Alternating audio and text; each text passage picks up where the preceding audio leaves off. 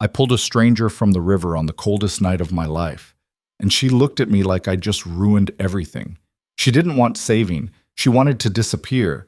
But when I asked her name, she whispered something that changed both our worlds. If you knew who I really was, you'd throw me back in.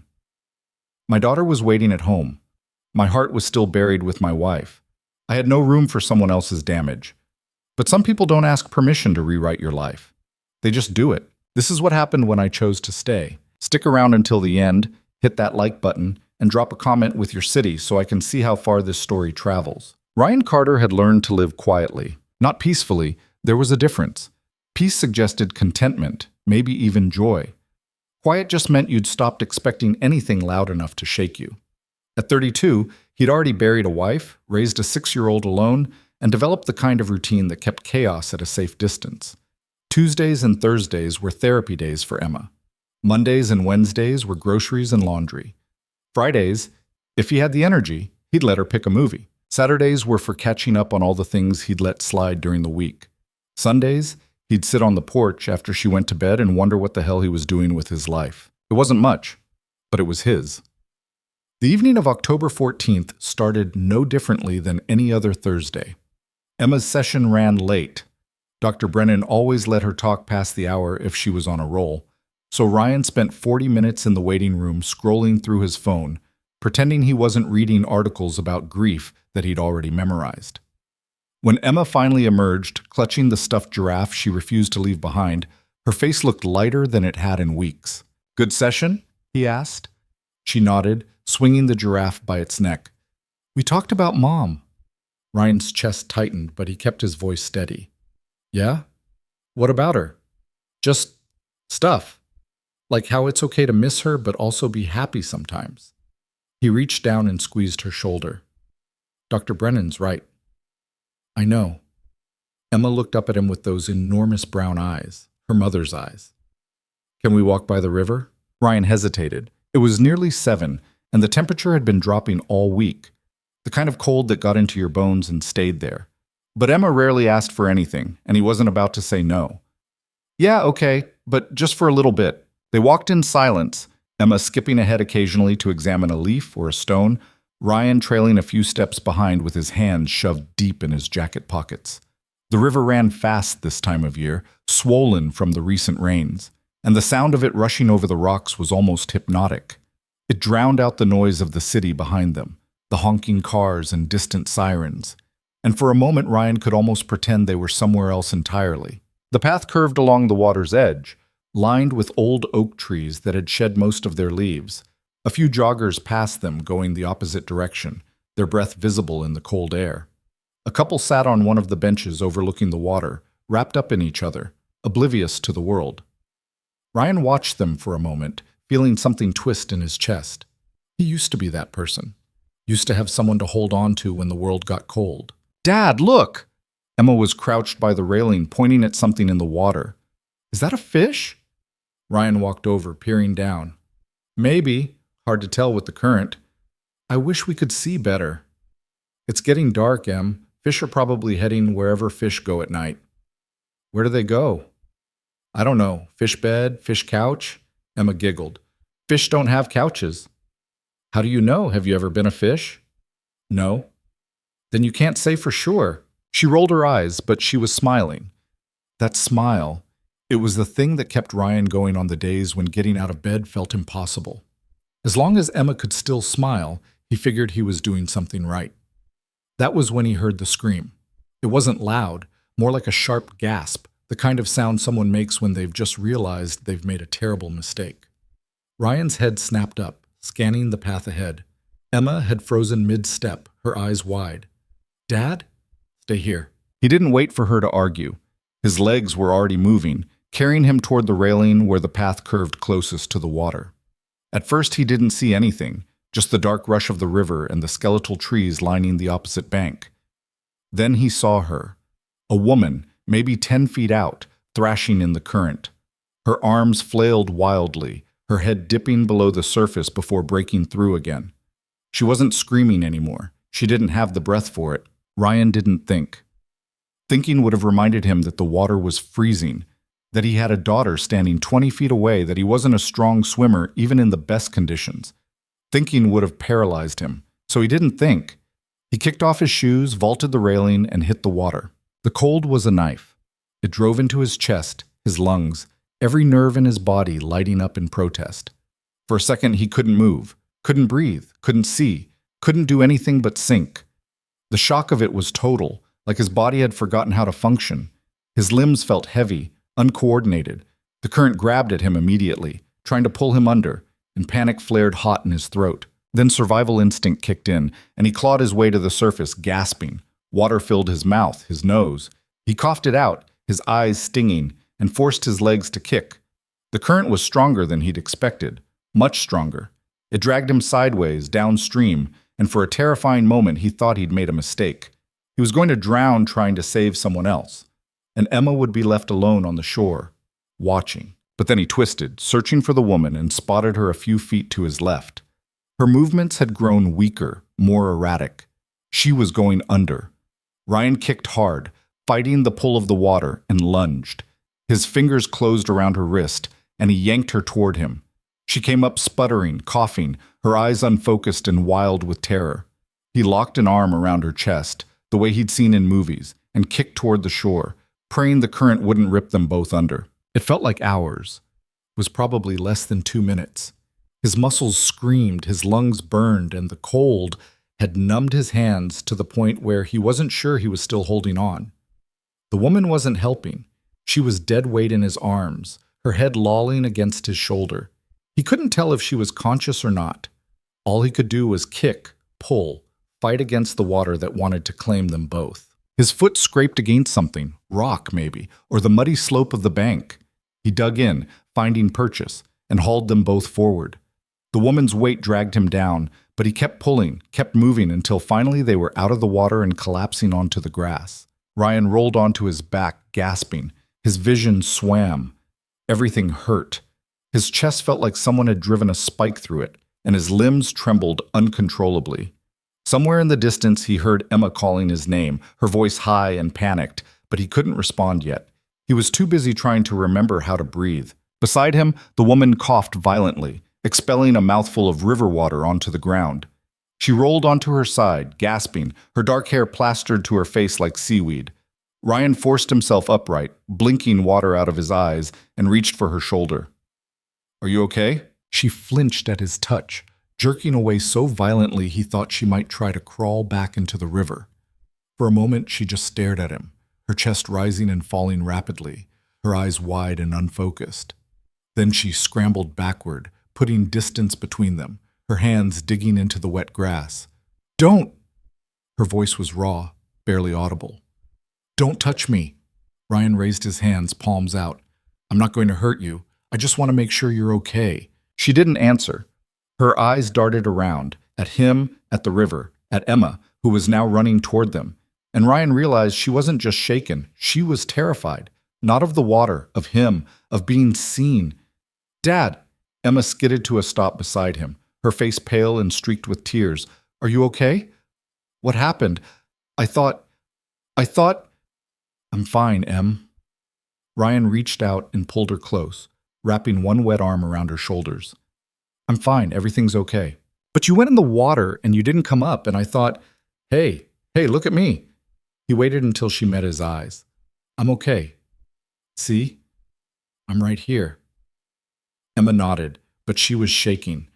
Ryan realized she was probably just as cold as he was, standing out here in the autumn wind.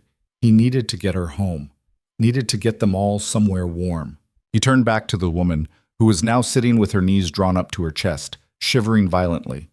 Her clothes were soaked through, clinging to her thin frame, and her lips had taken on a bluish tinge. She looked half drowned, half frozen, and completely lost. "We need to get you to a hospital," Ryan said, keeping his voice gentle. "You're freezing." "No." The word came out sharp, almost angry. "No hospital. You almost drowned." "I'm fine." "You're not fine, you're—" "I said no." Ryan stared at her, trying to make sense of the situation. She didn't look fine. She looked like she'd been through hell, and then taken a detour through worse. Her hands were shaking, her breathing uneven, and there was something in her eyes, something raw and desperate, that made him think a hospital was exactly where she needed to be. But there was also something fierce and stubborn there, something that told him pushing her wouldn't help. "Okay," he said slowly. "No hospital. But you can't stay here. You'll get hypothermia." She didn't respond, just hugged her knees tighter and stared at the ground, water dripping from her hair onto the grass. Ryan glanced at Emma, who was watching them with wide, worried eyes, then back at the woman. He didn't know her, didn't owe her anything. The smart thing to do would be to call 911 and let someone else deal with it. Walk away. Go home. Get Emma warm and safe and forget this whole thing ever happened. But something about the way she'd flinched when he touched her, the way she'd said no hospital like it was a death sentence, something about that made him pause. He'd seen that look before. On Emma, in the months after her mother died. On himself, in the mirror, when he couldn't quite remember how to put one foot in front of the other. It was the look of someone who'd given up. "Do you have somewhere to go?" he asked quietly. She shook her head. "Anyone you can call?" Another shake. Ryan ran a hand through his wet hair, weighing his options. This was a bad idea. He knew it was a bad idea. He had a 6-year-old daughter at home, a life that was complicated enough without adding a stranger's problems to it. But he also knew what it felt like to be alone, to feel like the world had left you behind, and he couldn't just walk away. "Come on," he said, standing. His legs protested, but he ignored them. "Let's get you dried off." The woman looked up at him, suspicion flickering across her face. "Why?" "Because you're freezing and I'm not an asshole." She didn't move, just kept staring at him like she was waiting for the catch, the moment when his kindness would turn into something else. "Look," Ryan said, his voice softening, "I'm not trying to be a hero, He hesitated, searching for the right words. "I just pulled you out of a river, and I'd like to make sure you don't die of hypothermia in the next hour. That's it, no strings." For a long moment, she just stared at him. Then, slowly, she nodded. "What?" Ryan's apartment was small, 2 bedrooms, a cramped kitchen, and a living room that doubled as a dining room. But it was warm, and that was all that mattered right now.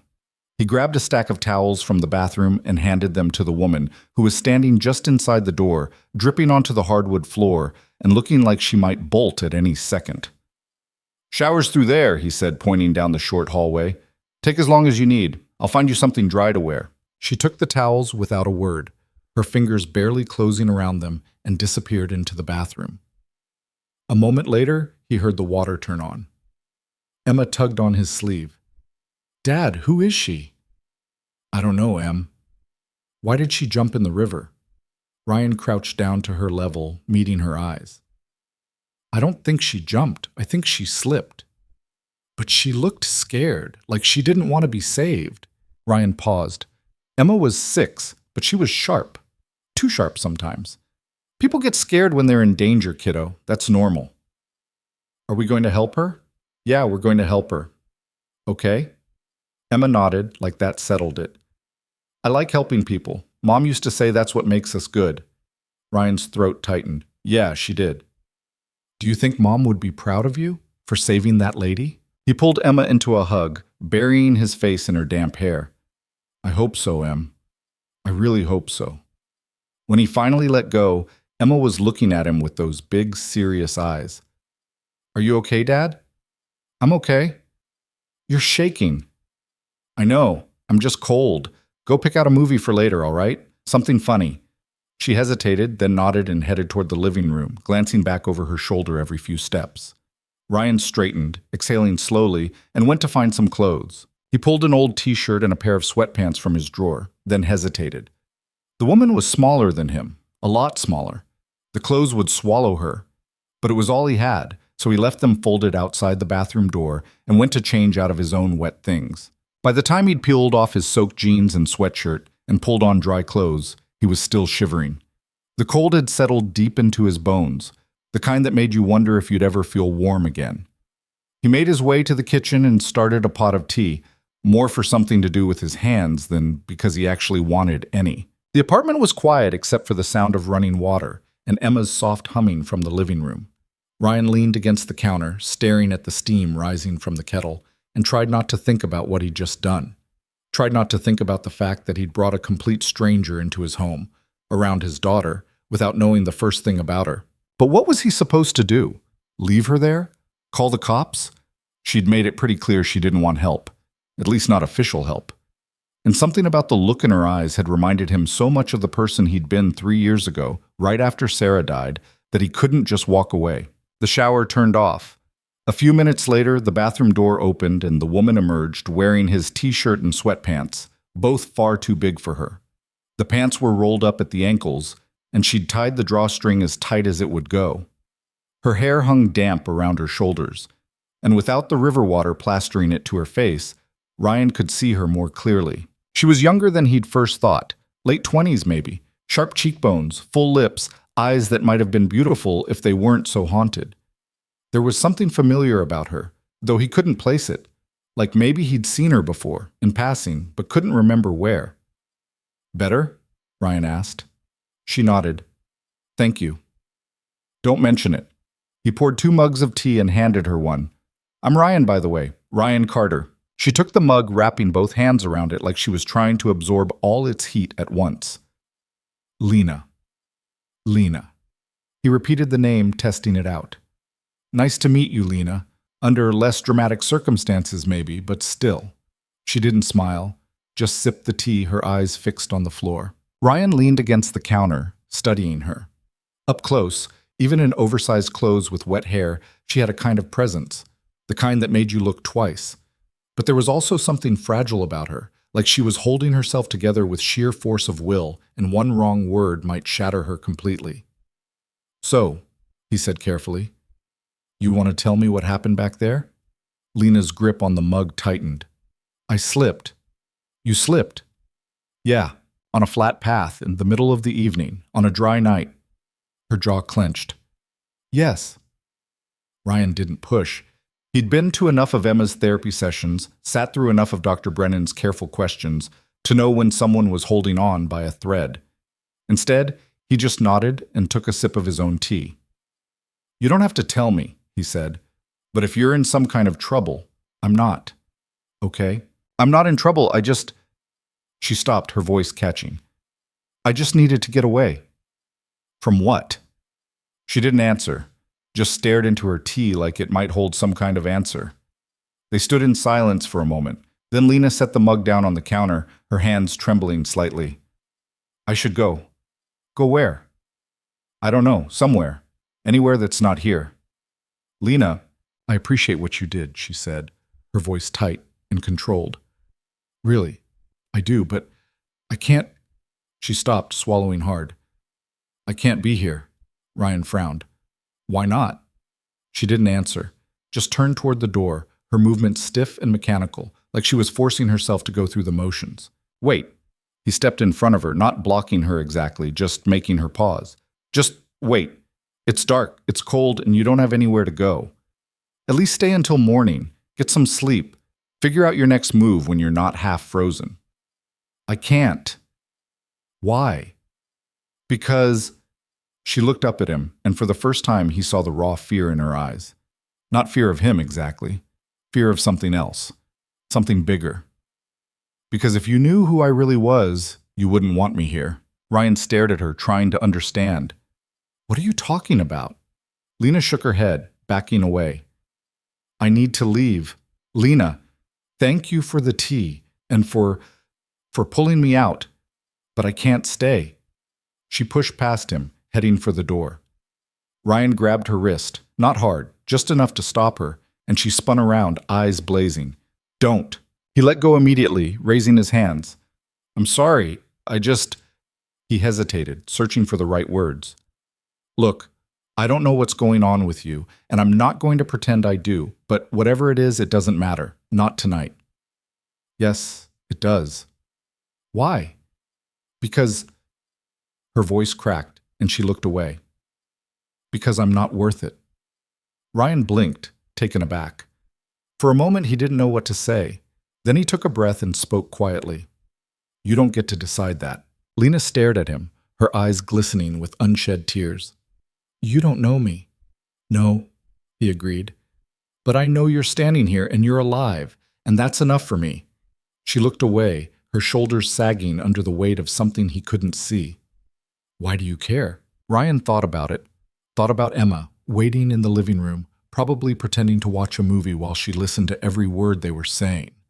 Thought about his wife, who died too young, too suddenly, leaving a hole in their lives that hadn't even started to heal. Thought about all the nights he'd spent feeling like he was barely holding on, like one more thing would push him over the edge. Because someone should, he said finally, and because I know what it feels like to think you're not worth saving. Lena's breath hitched. She opened her mouth to respond, but before she could, a small voice interrupted. Dad? They both turned. Emma was standing in the doorway, clutching her giraffe, her eyes darting between them with that too perceptive look that always made Ryan feel like she could see straight through him. Yeah, Em? Is she staying for dinner? Ryan glanced at Lena, who looked like she was about to bolt again. He gave her a small, questioning look, and after a long moment, she nodded. Just barely, but it was enough. Yeah, Ryan said, turning back to Emma. She's staying. Dinner was awkward. Ryan made spaghetti, one of the few meals he could reliably cook without burning, and they ate at the small kitchen table in near silence. Emma tried her best to fill the quiet, chattering about school and her science project and the movie she'd picked out for later, but Lena barely responded. She pushed food around on her plate more than she ate it, her eyes distant like she was somewhere else entirely. Ryan didn't push. He just let the quiet settle, hoping it might help her relax.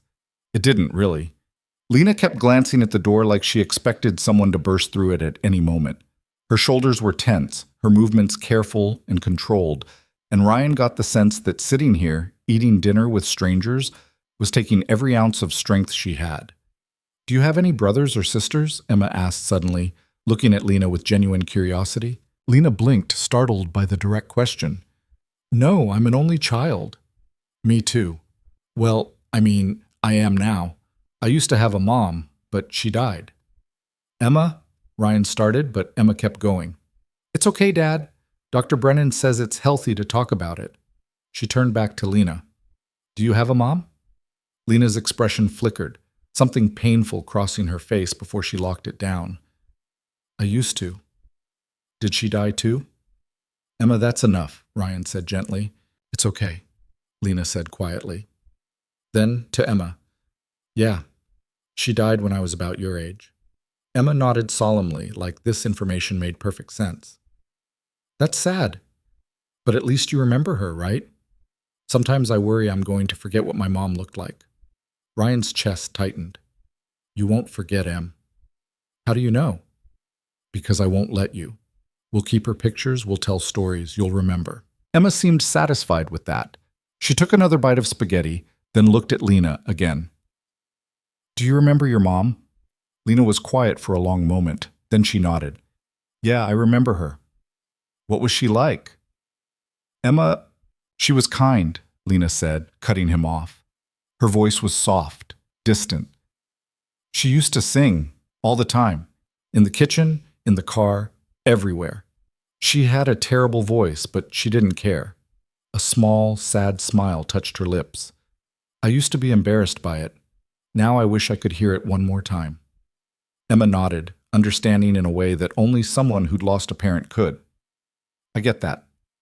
Sometimes I hear my dad humming, and I think it's my mom for a second. Then I remember. The silence that followed was heavy but not uncomfortable. Ryan realized with some surprise that Lena had relaxed slightly. Her shoulders weren't quite so tense, her grip on her fork not quite so tight. After dinner, Emma insisted on showing Lena her room, which Lena would be sleeping in tonight, according to the plan Ryan had hastily formed. Emma could bunk with him. It wouldn't be the first time. This is my giraffe, Emma said, holding up the stuffed animal. His name is Gerald. He's been with me since I was 3. Lena smiled, a real smile this time, small but genuine. He's very handsome. I know, and this is my bookshelf. Dad reads to me every night, well, most nights. Sometimes he falls asleep first. She giggled. He snores. I do not, Ryan protested from the doorway. You do too. It sounds like a lawnmower. Lena laughed, a short, surprised sound that seemed to catch her off guard. She covered her mouth with her hand like she'd forgotten she was capable of making that noise. Emma beamed, clearly pleased with herself. See, Dad? I made her laugh. You did. Good job, kiddo. Can Lena read to me tonight? Ryan glanced at Lena, who looked panicked. I don't think... Please? Emma turned to Lena with those big pleading eyes that Ryan had never successfully resisted. Just one story? Lena opened her mouth, probably to refuse, but then she looked at Emma, really looked at her, and something in her expression softened. Okay, one story. Emma pumped her fist in victory and immediately started pulling books off her shelf, debating which one to choose. Ryan caught Lena's eye and mouthed, "Thank you." She just shrugged, but there was something in her face that hadn't been there before. Something almost like warmth. 20 minutes later, Emma was tucked into Ryan's bed, her eyes already drooping, and Lena sat on the edge reading about a mouse who wanted to be an astronaut. Ryan listened from the doorway, watching the way Lena's voice gentled as she read, the way Emma's breathing evened out as sleep pulled her under. When Emma finally dozed off mid-page, Lena carefully closed the book and stood. She looked exhausted, not just physically, but emotionally, like the last few hours had drained every reserve she had. Come on, Ryan said quietly. Let's let her sleep. They moved to the living room, and Ryan turned on the TV to some forgettable crime drama, more for background noise than anything else. Lena sat on the far end of the couch, her legs tucked under her, her arms wrapped around herself. Ryan stayed on the other end, giving her space. For a while, neither of them spoke. Then Lena broke the silence. She's a good kid. Ryan smiled. Yeah, she is. She's been through a lot, but she's tough. She reminds me of someone. Who? Lena hesitated. Me. When I was that age, before everything got complicated. Ryan turned to look at her. What happened? She shook her head. It's a long story. I've got time. I don't know if I'm ready to tell it. That's okay. You don't have to. They fell back into silence. On the TV, a detective was interrogating a suspect, but neither of them was really watching. Finally, Lena spoke again, her voice barely above a whisper. I used to have a normal life. A career, friends, a future. Then I made some mistakes. Big ones. The kind you can't take back. She paused. And now I'm just trying to figure out how to keep going. Ryan nodded slowly. I get that. Do you? Yeah. He leaned back against the couch, staring at the ceiling. When my wife died, I didn't know how to keep going either. I had Emma, and that was the only thing that got me out of bed most days. But there were times when I thought... He stopped, the words catching in his throat. There were times when I thought it would be easier to just stop. Lena looked at him, her expression unreadable. But you didn't. No, I didn't. Because Emma needed me. And because somewhere along the way I realized that even if I couldn't fix everything, I could still show up. That had to count for something. Does it? Count for something? Ryan met her eyes. I think so. I hope so. Lena was quiet for a long time. Then she said, so softly he almost didn't hear it, I don't know how to show up anymore. Then maybe you start small, Ryan said. You showed up tonight. You read to Emma. That's something. She looked at him, her eyes shining with unshed tears. What if it's not enough? It's enough for right now. That's all you need. A tear slipped down her cheek and she quickly wiped it away.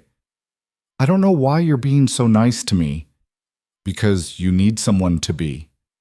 You don't even know me. So? Maybe that's the point. Maybe sometimes we need kindness from strangers more than we need it from people who already know our whole story. Lena stared at him, something cracking open in her expression. Then she nodded, just once, and pulled her knees up to her chest, resting her chin on them. They sat like that for a while longer, the TV droning on in the background, until Lena's eyes started to close. Ryan stood quietly, grabbed a blanket from the closet, and draped it over her. She didn't wake, just curled into it, her breathing evening out. Ryan stood there for a moment, watching her sleep, and wondered what the hell he'd gotten himself into. But as he turned to head to bed, he realized he didn't regret it. Not even a little bit. The next morning, Ryan woke to the sound of Emma's voice in the kitchen. He sat up, disoriented for a moment, then remembered. Lena. the river, everything. He pulled on a sweatshirt and padded down the hall, finding Emma and Lena at the kitchen table. Emma was explaining the intricacies of her cereal choice. Apparently, the marshmallows had to be distributed evenly, or it ruined the whole experience. And Lena was listening with what looked like genuine interest. "Morning," Ryan said. "Dad, Lena said she likes the same cereal as me. Isn't that cool?" "Very cool." Ryan headed for the coffee pot, filling a mug and taking a long sip before he felt human enough to engage. "You sleep okay?" he asked Lena. She nodded. "Better than I have in a while, actually." "Good." Emma finished her cereal and announced she needed to get dressed for school, leaving Ryan and Lena alone in the kitchen. Lena stood, picking up her bowl and carrying it to the sink. "So," Ryan said, leaning against the counter, "what's the plan?" Lena looked up, startled. "Plan?" "Yeah, I'm guessing you didn't end up in the river by accident. So what now?" She hesitated, her fingers tightening around the edge of the sink. "I don't know." "Okay, well, if you need a place to figure it out, you can stay here, for a few days at least." "Why would you do that?" Ryan shrugged. "Because I've got a spare room, and you've got nowhere to go. Seems simple enough." It wasn't simple, and they both knew it. But Lena didn't argue. She just nodded, her eyes dropping back to the sink. "Thank you," she said quietly. "Don't mention it." Over the next few days, a tentative routine formed. Lena kept to herself mostly, spending hours in Emma's room with the door closed, and Ryan didn't press her. He figured she'd talk when she was ready. In the meantime, he focused on keeping things normal, getting Emma to school, working his shifts at the warehouse, making sure there was food in the fridge. But normal didn't last. On the fourth day, Ryan's phone rang while he was loading the dishwasher. He glanced at the screen and saw Emma's school number. His stomach dropped. "Hello? Mr. Carter?" The voice on the other end was tight, professional. "This is Nurse Callahan. Emma's not feeling well. Can you come pick her up?" "What's wrong?" "She's running a fever and complaining of stomach pain. We think it's best if she goes home." Ryan's hands went cold. "I'll be right there." He hung up, grabbed his keys, and turned to find Lena standing in the doorway, her eyes wide. "What happened?" "Emma's sick. I have to go." "Do you want me to come with you?" Ryan hesitated. Part of him wanted to say yes, wanted the company, the support, but another part of him, the part that had learned not to rely on anyone, shook his head. "No, just stay here. I'll be back soon." He didn't wait for a response, just headed for the door, his mind already racing ahead to worst-case scenarios. The last time someone he loved had gotten sick, she'd never come home. He couldn't let that happen again. He couldn't lose Emma, too. The school nurse was waiting when Ryan arrived, her face calm but serious. Emma sat on the examination table, pale and glassy-eyed, clutching her stomach. "Dad?" she whispered. "Hey, kiddo." Ryan crossed to her, brushing a hand over her forehead. She was burning up. "Let's get you home, okay?" The nurse handed him a thermometer reading, 102.4, and a list of instructions. Ryan barely heard them. His focus was entirely on Emma, who was now leaning against him, her small body trembling. By the time they got home, her fever had climbed to 103. Ryan gave her ibuprofen, tucked her into bed, and sat beside her, watching her breathing even out as the medicine kicked in. He told himself it was just a bug. Kids got sick all the time. It didn't mean anything. But he couldn't shake the memory of another night, 3 years ago, when his wife had complained of a headache. Just a headache. And then she was gone. "Ryan?" He looked up. Lena was standing in the doorway, her arms crossed, her expression concerned. "Is she okay?" "I don't know." His voice came out rougher than he intended. "I hope so." Lena stepped into the room, her eyes on Emma. "Do you need anything?" "No, I'm fine." "You don't look fine." Ryan exhaled, rubbing a hand over his face. "I'm just—" He stopped, not sure how to finish. "I'm just tired." Lena nodded slowly. Then, to his surprise, she sat down on the other side of the bed, her gaze still on Emma. "She's lucky to have you," she said quietly. Ryan didn't respond. He didn't trust himself to. They sat like that for a long time, the silence heavy but not uncomfortable. And for the first time since Lena had shown up in his life, Ryan felt like maybe, just maybe, he wasn't carrying everything alone. By midnight, Emma's fever had spiked to 104. Ryan tried everything, cold compresses, more ibuprofen, a lukewarm bath, but nothing worked. Her breathing grew shallow, her skin clammy, and when she started mumbling incoherently, Ryan's panic overrode his exhaustion. "We're going to the hospital," he said, scooping her up. Lena was already at the door, keys in hand. "I'll drive." Ryan didn't argue. He climbed into the back seat with Emma, holding her close, whispering reassurances he wasn't sure he believed.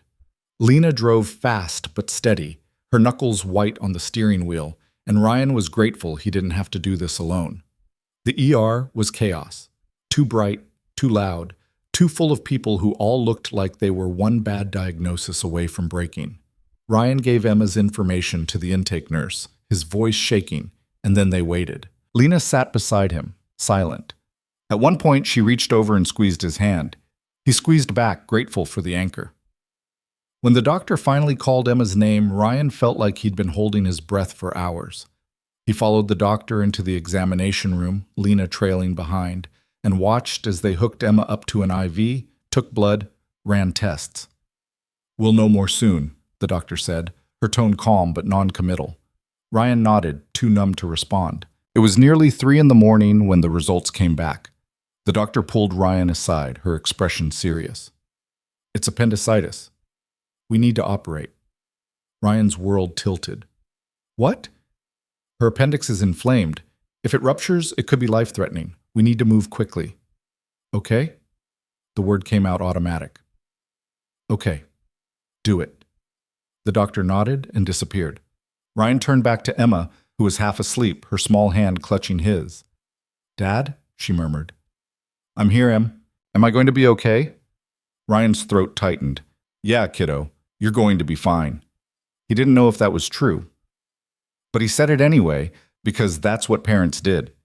They lied when they had to, and they hoped like hell it would turn out to be the truth. Lena stood in the corner, her arms wrapped around herself, her face pale. When the nurses came to take Emma to surgery, Ryan followed as far as they'd let him, then stood in the hallway, staring at the closed doors. Lena appeared beside him, her hand finding his again. "She's strong," she said softly. Ryan nodded, his vision blurring. "She has to be." The surgery took 2 hours. Ryan spent every minute of it pacing the waiting room, his mind spiraling through every possible outcome. Lena stayed with him, quiet but present. And Ryan realized he was grateful for that. Grateful he wasn't alone. Grateful someone else was carrying part of the weight. When the doctor finally emerged, Ryan's heart stopped. "She's okay," the doctor said. "The surgery went well. We caught it in time. She'll need to stay for observation, but she's going to be fine." Ryan's knees almost gave out. He braced himself against the wall, exhaling shakily. "Can I see her?" "She's still waking up, but yes. Follow me." Emma looked impossibly small in the hospital bed, her face pale against the white sheets, but she was breathing. She was alive. That was all that mattered. Ryan sat beside her, taking her hand, and let the tears he'd been holding back finally fall. Lena stood in the doorway, watching. And for the first time since she'd climbed out of that river, she didn't look like she was about to run. She looked like she was exactly where she needed to be. The next morning, as Emma slept peacefully, Ryan and Lena sat in the hospital cafeteria, nursing terrible coffee and eating stale muffins that tasted like cardboard. "Thank you," Ryan said, "for being there, for staying." Lena shook her head. "You don't have to thank me." "Yeah, I do. You didn't have to come. You could have left." "I know." She looked down at her cup, her fingers tracing the rim. "I almost did. That first night. I was going to wait until you fell asleep and just disappear." "Why didn't you?" "Because you asked me to stay." She met his eyes. "And nobody's asked me to stay in a really long time." Ryan felt something shift in his chest. "I'm glad you did." "Me too." They sat in silence for a moment. Then Lena set her cup down, her expression serious. "There's something you should know about me," she said quietly. "Okay, my real name isn't Lena Hart. I mean, it is, but..." She took a breath. "I used to be someone. Someone people knew. Someone with a career and a reputation and a future." Ryan waited, not pushing. "I was a journalist," she continued. investigative. I broke some big stories, made some powerful people very angry. And then I made a mistake. I trusted the wrong source, published something I shouldn't have, and it all fell apart. I lost my job, my credibility, everything. And the people I exposed, they didn't forget. They made sure I couldn't work anywhere, made sure everyone knew what I'd done. She looked at him, her eyes haunted. That's why I was at the river that night. I wasn't trying to end it. I wanted to disappear, start over, be someone else. Ryan processed this, his expression carefully neutral. Did you make up the story, the one you published? No, it was true. Every word. But I couldn't prove it, and without proof I was just another liar with an agenda. Her voice cracked. And now that's all I am. That's not all you are. You don't know that. Yes, I do. Ryan leaned forward. You stayed. You helped with Emma. You read her a story. You drove us to the hospital. That's who you are. Lena's eyes filled with tears. What if you knew everything? What if you knew all the things I've done, all the mistakes I've made? Then I'd still be sitting here. She stared at him, her lips trembling. Why? Because, Ryan said quietly, I don't care who you were. I care who you are. And right now, you're someone who showed up when I needed you. That's enough. A tear slipped down her cheek and she quickly wiped it away. I don't deserve this. Your kindness, your trust. Maybe not, but you're getting it anyway. Lena let out a shaky laugh, somewhere between a sob and a smile. You're either really kind or really stupid. Probably both. She laughed again, and this time it was real. And for the first time since Ryan had pulled her from that river, she looked like someone who might actually believe she deserved to be saved. Over the next few days, as Emma recovered in the hospital, Ryan and Lena fell into a new kind of rhythm. They took turns sitting with Emma, bringing her books and puzzles to pass the time. They ate meals together in the cafeteria, talking about nothing and everything. And slowly, carefully, Lena began to open up. She told him about her mother, who'd died of cancer when Lena was 6, about her father, who'd remarried a year later and basically forgotten she existed, about the way she'd learned to take care of herself, to never rely on anyone because relying on people only led to disappointment. I spent my whole life trying to prove I was worth something, she said one afternoon, staring out the window at the city below. And when it all fell apart, I realized I'd built everything on sand.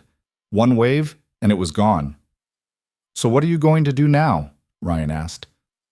I don't know. Start over, I guess. If that's even possible. It's possible. It's not easy, but it's possible. She looked at him. How do you know? Because I did it. After Sarah died, I had to figure out how to keep living, how to be a dad when I could barely take care of myself. And I'm still figuring it out every day. But I'm here. That counts for something. Lena nodded slowly. Yeah, it does. On Emma's 3rd day in the hospital, Ryan's phone buzzed with a news alert. He glanced at it absently, then froze. Investigative journalist Lena Hart resurfaces after months in hiding.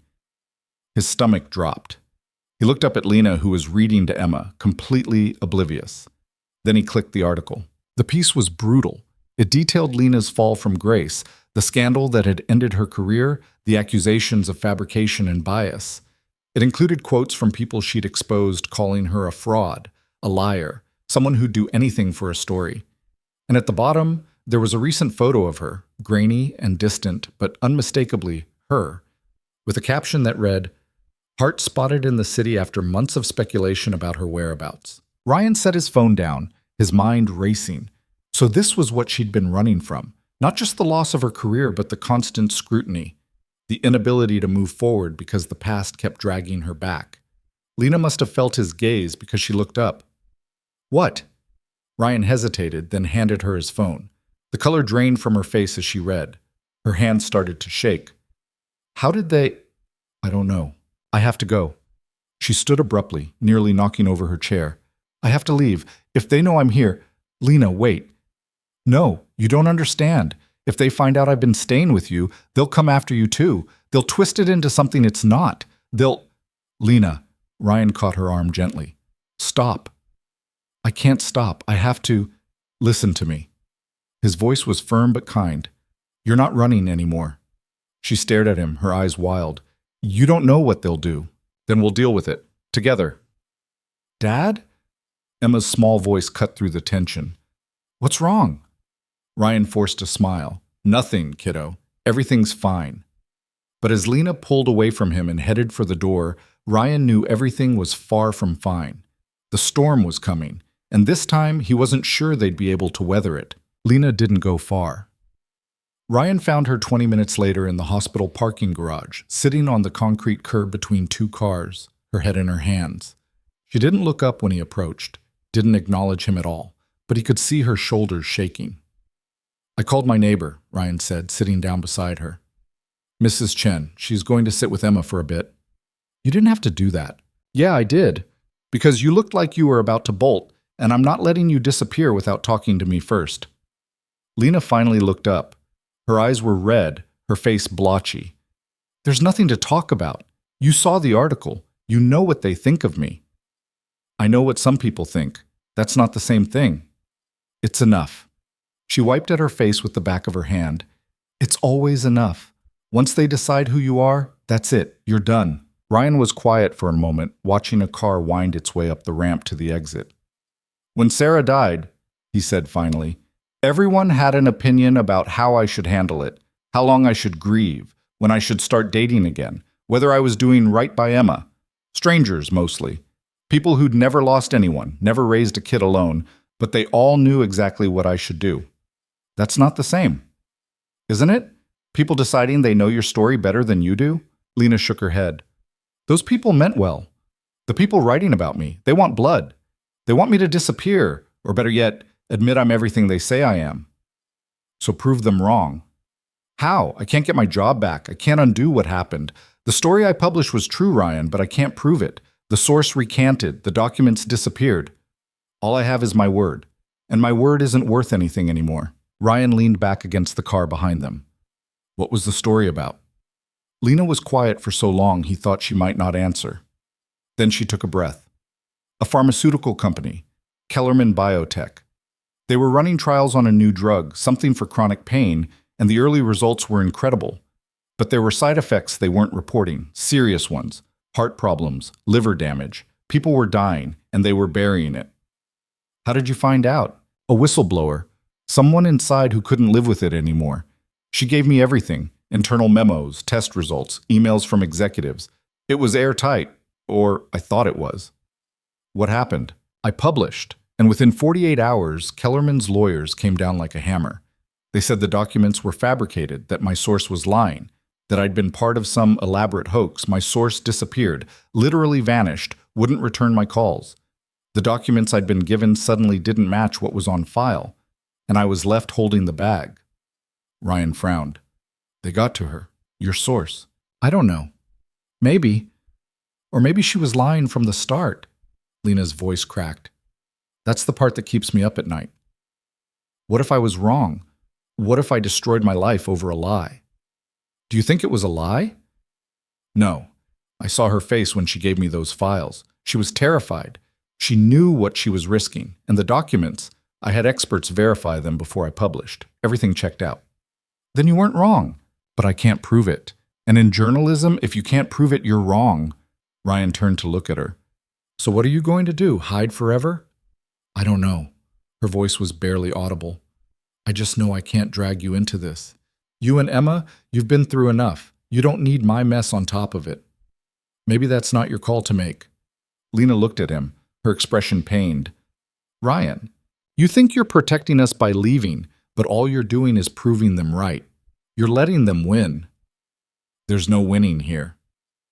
"Maybe not, but there's not giving up, and right now, that's what you're doing." Lena's eyes filled with tears again. "I don't know how to fight this." "Then don't fight. Just stay. Figure out the next step. Then the step after that." He paused. "You don't have to have all the answers right now." She stared at him for a long moment, something shifting in her face. "Why do you even care?" "Because someone has to, and because I think you're worth caring about, even if you don't believe that yet." A tear slipped down her cheek, and this time she didn't wipe it away. "What if I can't do this?" Then we'll figure it out together. Lena closed her eyes, exhaling shakily. When she opened them again, she nodded, just barely. But it was enough. They sat there for a while longer, neither of them speaking, until Ryan's phone buzzed. Mrs. Chen, Emma, was asking for him. "Come on," he said, standing and offering Lena his hand. "Let's go back." After a moment's hesitation, she took it.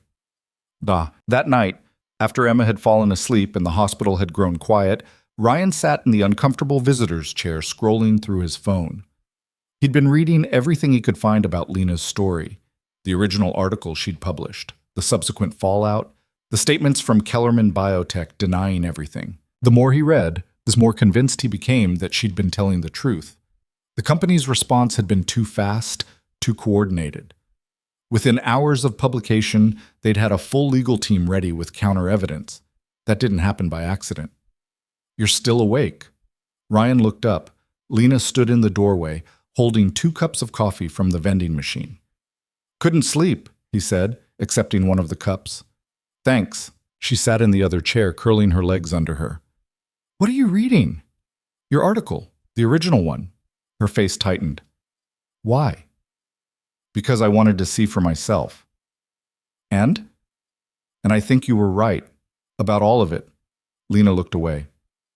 "It doesn't matter what you think, or what I think.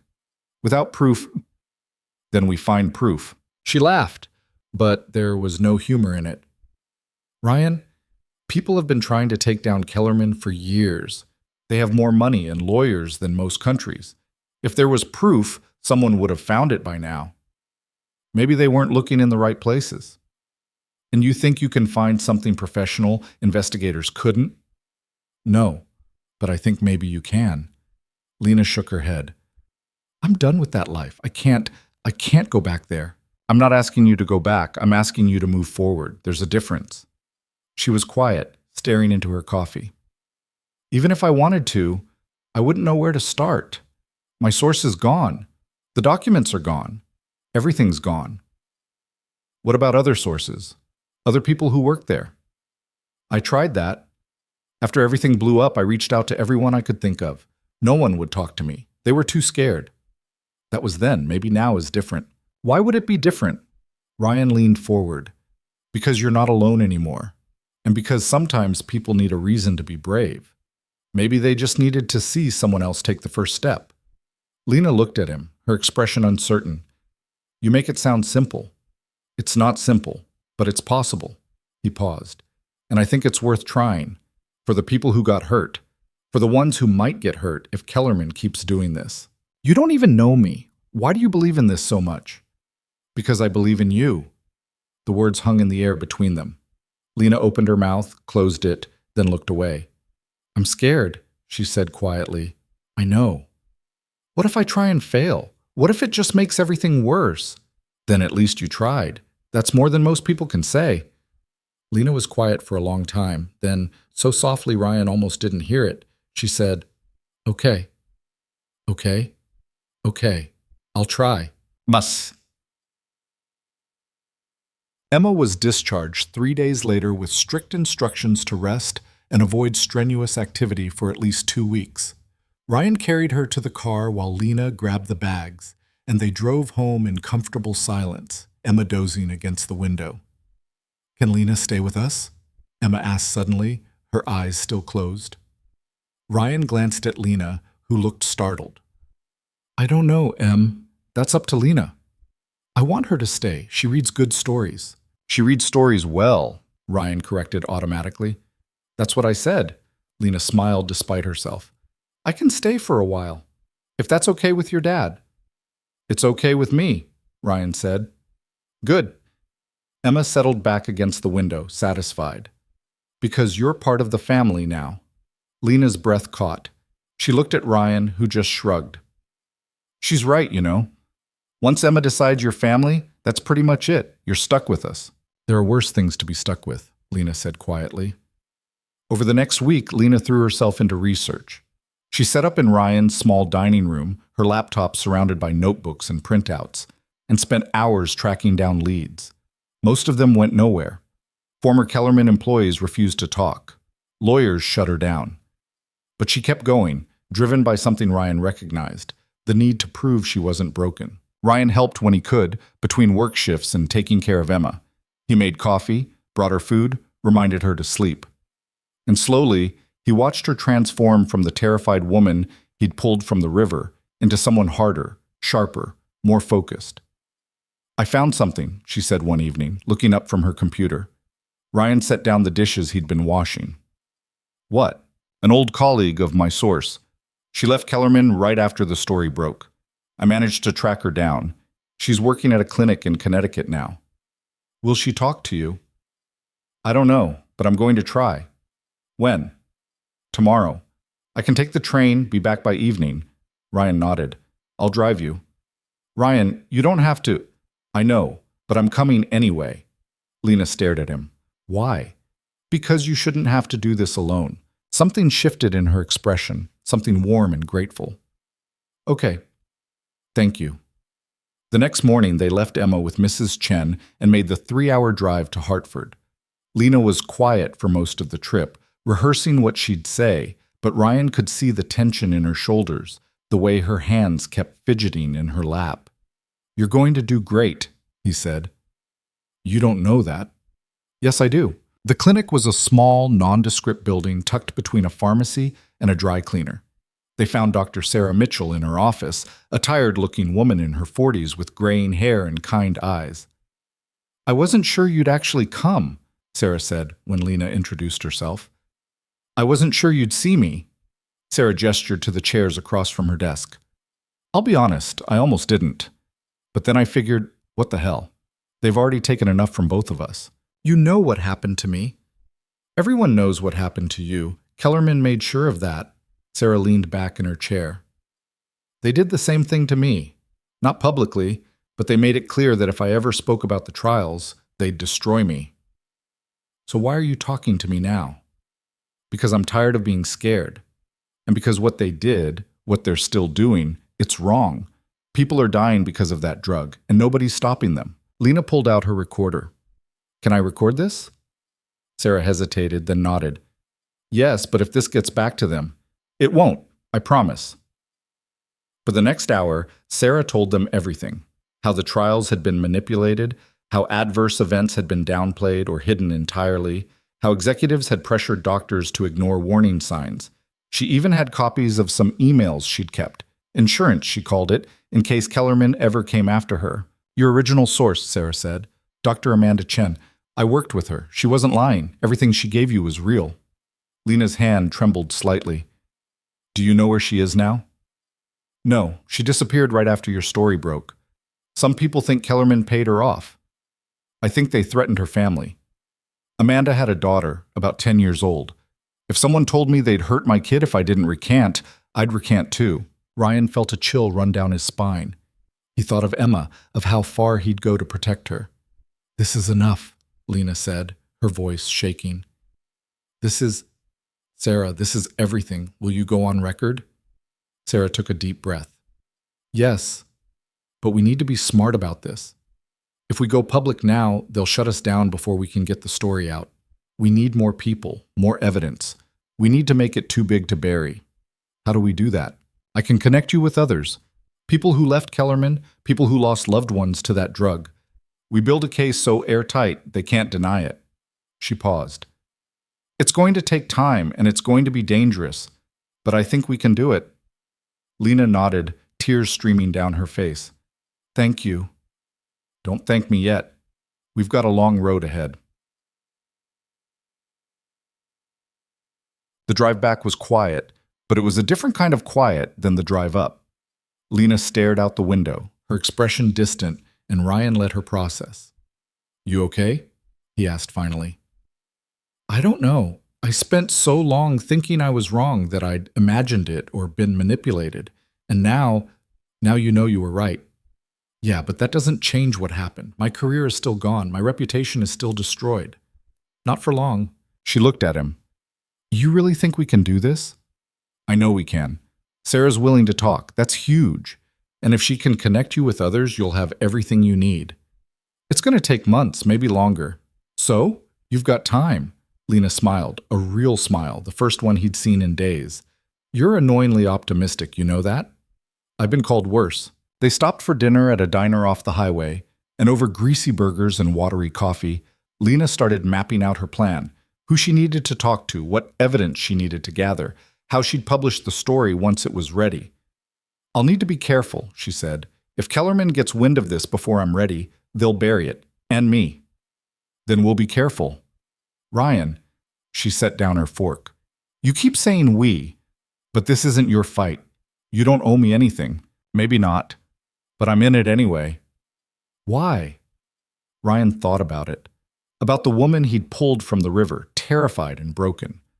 About the way she'd read to Emma, the way she'd driven him to the hospital, the way she'd become part of their lives without him even realizing it.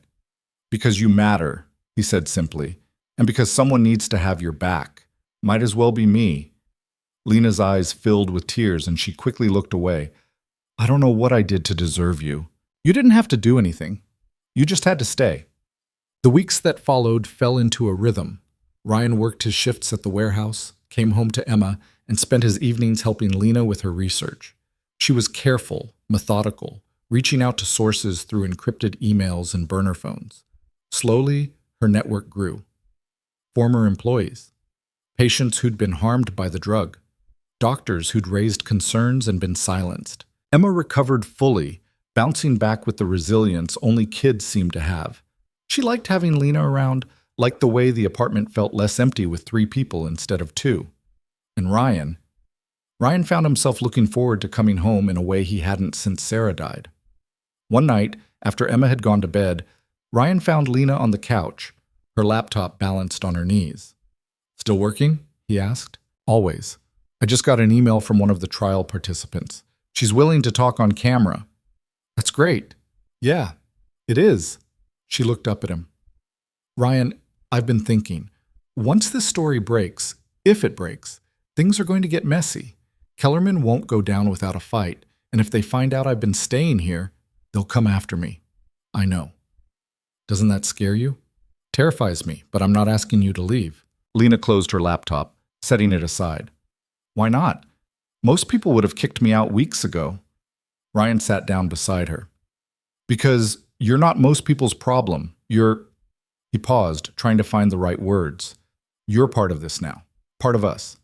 And we don't abandon family. I'm not family. Emma seems to think you are, and she's usually right about these things. Lena looked at him, her expression unreadable. You know, when I went into that river, I thought I was done. I thought there was nothing left worth fighting for. And now? Now I think maybe I was wrong. They sat in silence for a moment. Then Lena leaned her head against his shoulder, and Ryan let her, surprised by how natural it felt.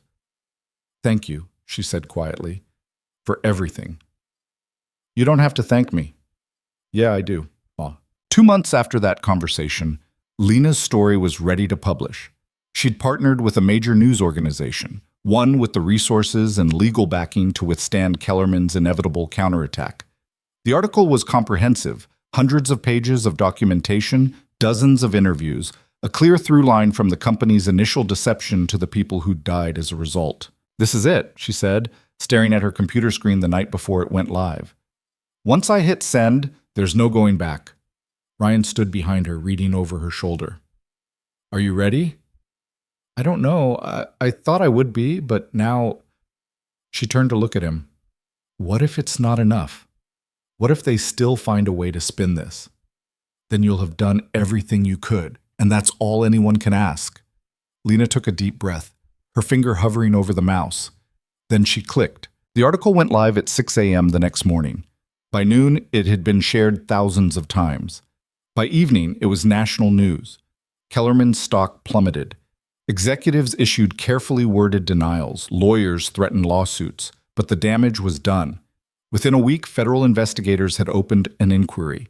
Within 2 weeks, multiple class action lawsuits had been filed. And within a month, Kellerman's CEO had resigned. Lena watched it all unfold from Ryan's apartment, hardly able to believe it was real. You did it, Ryan said, standing beside her as they watched the news coverage. We did it, she corrected. I couldn't have done this without you. Yeah, you could have. Maybe, but I didn't want to. They stood there for a moment, watching the screen. Then Emma came running in, waving a piece of paper. "Look, I drew a picture of us. That's you, Dad. And that's me, and that's Lena." Ryan took the drawing, studying it. 3 stick figures holding hands, a house in the background, a bright yellow sun overhead. "It's perfect, Em," he said, his voice thick. "Can we put it on the fridge?" "Absolutely." As Emma ran off to find a magnet, Lena looked at Ryan. "She's really something." "Yeah, she is. You both are." Ryan met her eyes, and for a moment something unspoken passed between them. Something warm and uncertain and full of possibility.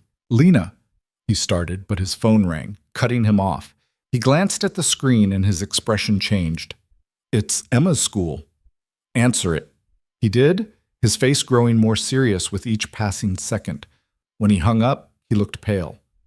Emma collapsed during recess. "They're taking her to the hospital." Lena's hand flew to her mouth. "What?" "I don't know. They said she just fell. She's not waking up." "Let's go. Now." They were out the door in seconds, Lena driving again while Ryan called the hospital, demanding answers no one seemed to have. By the time they arrived, Emma was in the ER, hooked up to machines, her small face pale and still. "Mr. Carter," a doctor approached. "We're running tests now. Her heart rate is elevated and she's showing signs of..." "Signs of what?" "We're not sure yet. Has she been sick recently? Any new medications?" "No, she was fine this morning. She was completely fine." The doctor nodded, making notes. "We'll know more soon. Try to stay calm." But Ryan couldn't stay calm. He paced the waiting room, his mind racing through every possible explanation, every worst-case scenario. Lena sat beside him, her hand finding his. "She's going to be okay," she said, but her voice wavered. "You don't know that." "No. But I believe it. And right now, that's all we have." Ryan closed his eyes, trying to hold himself together. He'd already lost one person he loved. He couldn't lose another. 3 hours later, the doctor returned. "We have the results. Emma has an infection, likely a complication from her appendectomy. It's serious, but treatable. We're starting her on antibiotics now." Ryan felt his knees weaken with relief. "She's going to be okay?" "She should make a full recovery, but we'll need to keep her for a few days." "Thank you, thank you." As the doctor walked away, Ryan turned to Lena and pulled her into a hug. She held him tight, neither of them speaking, just holding on. "I can't do this alone," Ryan said finally, his voice breaking. "I thought I could, but I can't."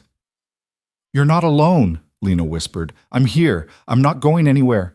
And in that moment, standing in the hospital hallway with everything falling apart around them, Ryan realized something. He'd been so focused on surviving, on getting through each day, that he'd forgotten what it felt like to actually live.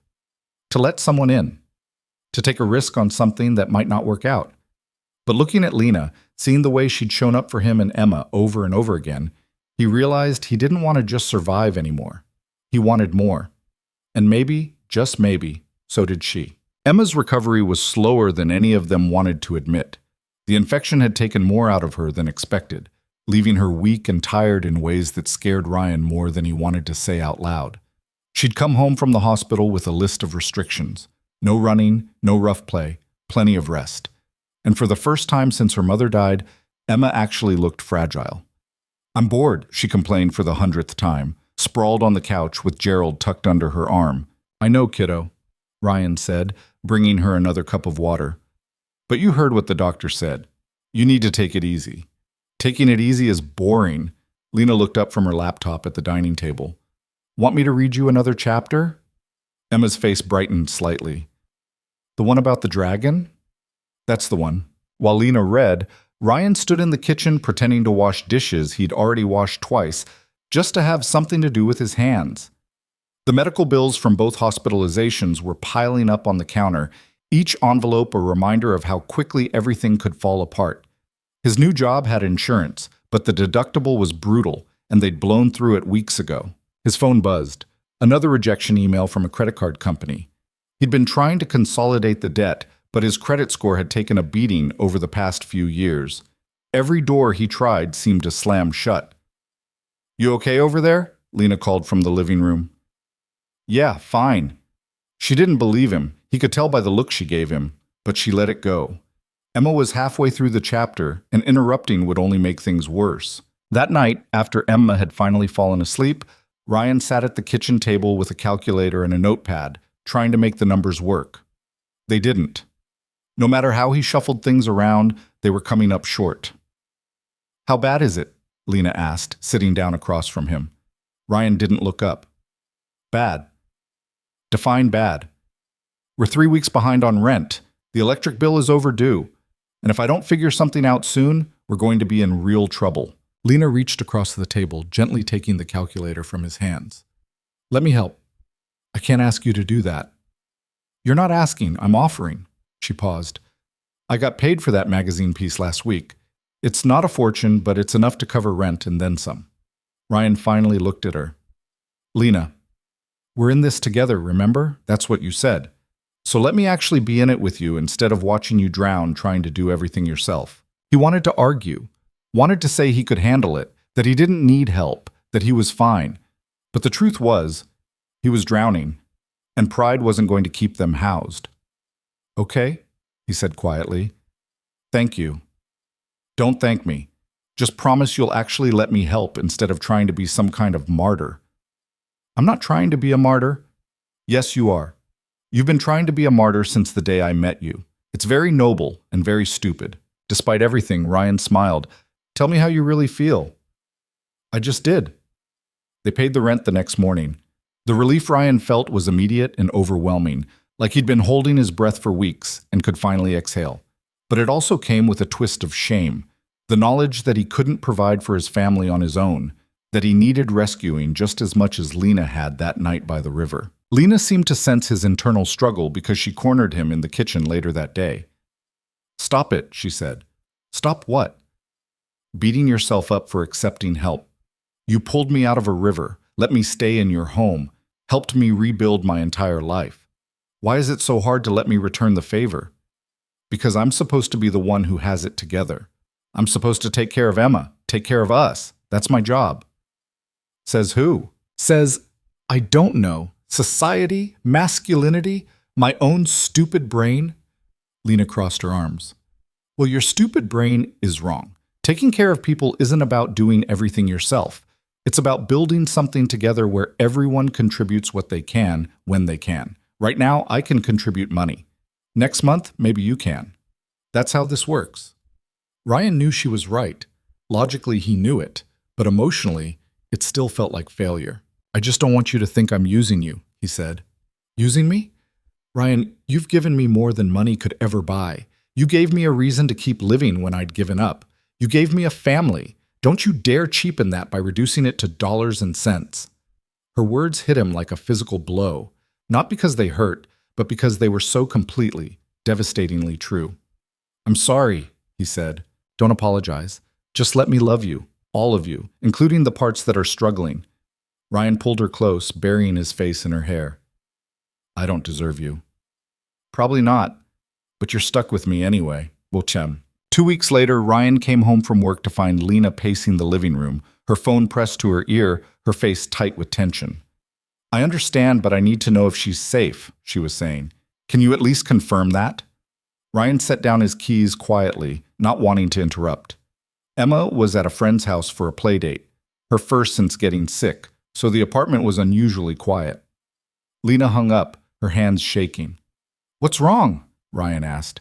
That was Amanda Chen's sister. "Amanda's missing." "What do you mean missing?" "She didn't show up for a scheduled deposition 2 days ago. Nobody's heard from her since. Her sister says her apartment looks like it was left in a hurry. Food still on the counter, lights on, everything." Ryan felt ice spread through his chest. "You think Kellerman got to her?" "I don't know. Maybe. Or maybe she just got scared and ran, but either way, without her testimony..." Lena's voice broke. "Without her testimony, the federal case gets a lot weaker." "What about all the other people you talked to, the other sources?" "They're helpful, but Amanda was the smoking gun. She had access to documents nobody else had. She could connect the dots in ways the others couldn't." Lena sank onto the couch, her head in her hands. "I should have protected her better. Should have made sure she was safe." Ryan sat beside her. This isn't your fault. Isn't it? I convinced her to come forward. I told her it would be okay, that we'd make sure she was protected. And now she's gone. You don't know that she's hurt. Maybe she did just run. And if she did, it's because she's terrified. Because I put her in a position where she had to choose between her safety and doing the right thing. Ryan didn't have a good answer for that, because Lena was right. There was risk in what they'd been doing. Real, tangible risk. And Amanda Chen was paying the price. What do you want to do? He asked. I want to find her, make sure she's okay. And if Kellerman did take her, I want to burn them to the ground. Okay, so let's do that. Lena looked at him. Ryan, this could get dangerous. If they're willing to make Amanda disappear, they might come after anyone connected to her, including me, including you. Then we'll be careful. I'm serious. This isn't some theoretical threat anymore.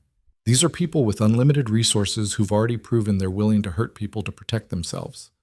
Ryan took her hand. I know. And I'm still saying we do this. Because you're right, what they're doing is wrong, and somebody has to stop them. Lena's eyes filled with tears. What about Emma? If something happens to us, nothing's going to happen to us. We're going to be smart and careful, and we're going to figure this out. He paused. But if you're asking if I'm willing to take a risk for the right reasons, the answer is yes. Sarah died because of these people. Amanda's missing because of them. How many more before someone finally says enough? Lena nodded slowly. Okay, but we do this the right way. We involve the police, the FBI, whoever will listen. No heroics. No heroics, Ryan agreed. The next morning, they went to the FBI field office and filed a missing persons report. The agent who took their statement was skeptical at first. Adults went missing all the time, usually of their own volition. But when Lena explained Amanda's connection to the Kellerman case, his demeanor changed. Wait here, he said, disappearing into a back office. 20 minutes later, he returned with 2 other agents and a recorder. They spent the next 3 hours going over everything. Amanda's original testimony, her disappearance, the timing of it all. By the end, the lead agent looked grim. We'll look into it, he said, but I need you both to understand something. If Kellerman is involved, this is bigger than you realize. These aren't street thugs. They have legal teams, PR firms, and resources most people can't even imagine. Going up against them could put you in real danger. We know, Lena said. Do you? Because knowing intellectually and understanding viscerally are 2 different things. He leaned forward. People who threaten corporations this powerful tend to have accidents. Their reputations get destroyed. Their families get threatened. I need to know you're prepared for that. Ryan thought about Emma, safe at school, oblivious to all of this. He thought about the life they'd been trying to build, the fragile stability they'd finally achieved. And he thought about Sarah, who died because Kellerman had valued profits over lives. We're prepared, he said. Case. The FBI investigation moved slowly. Weeks passed with no word about Amanda. Lena threw herself into her work with an intensity that worried Ryan. She was sleeping less, eating less, spending hours on the phone with sources and lawyers and anyone who might have information. You need to slow down, Ryan said one night, finding her still at the computer at 2 a.m. I can't. Every day she's missing is another day she could be… Lena couldn't finish the sentence. Could be what? Dead? Lena, you don't know that. And I don't know she's alive either. Ryan pulled up a chair beside her. What are you working on? Financial records. Kellerman's been moving money around, shell companies, offshore accounts. I think they're trying to hide assets before the lawsuits hit. Did you tell the FBI? Yeah, they're looking into it. She rubbed her eyes.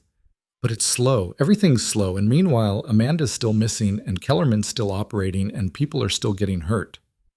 You can't save everyone, Lena. She looked at him, her eyes red-rimmed and exhausted. I have to try. Ryan understood the impulse. He'd felt the same way after Sarah died, the desperate need to do something, anything, to make her death mean something. But he'd also learned that you couldn't fix everything. Some things were just broken. Come to bed, he said gently. Please, just for a few hours. I can't. I'm so close to… Lena, bed, now. She opened her mouth to argue, then seemed to deflate. Okay, you're right. I'm not thinking straight anymore. They went to bed, but Ryan could tell she wasn't sleeping. She lay beside him, staring at the ceiling, her mind clearly still working through problems he couldn't see. "Talk to me," he said. "About what?" "Whatever's keeping you awake." Lena was quiet for a long moment. "I keep thinking about that night. The river. How close I came to just giving up. And I think about Amanda, and I wonder if she felt that same desperation. If she looked at everything closing in on her and decided it was easier to disappear than to keep fighting. You don't think Kellerman took her? I don't know. Maybe. But maybe she just ran. Maybe she realized what she was up against and decided it wasn't worth it. Would you blame her? No. But I'd be heartbroken. Because it would mean they won. Again." Ryan rolled onto his side, facing her. "They haven't won. Not yet. Your story already made a difference. The federal investigation is real. Those lawsuits are moving forward. Even if Amanda never comes back, what you started is bigger than one person now." "Is it enough, though? Is any of this enough?" "I don't know, but it's something, and sometimes something is all we can do." Lena turned to look at him, her eyes glistening. "When did you get so wise?" "I'm not wise.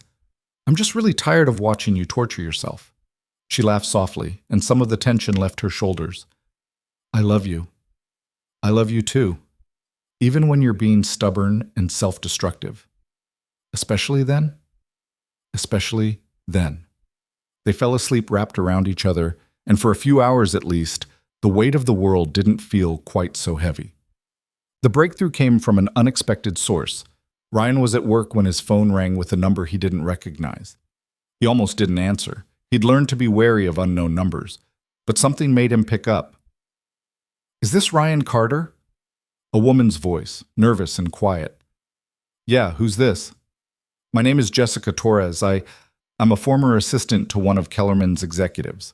I saw the news about Ms. Hart's investigation, and I think I have information that might help." Ryan's pulse quickened. "What kind of information?" "I can't talk about it over the phone." "Can we meet somewhere? Somewhere public?" They arranged to meet at a coffee shop near Ryan's work. He texted Lena immediately, and she said she'd be there.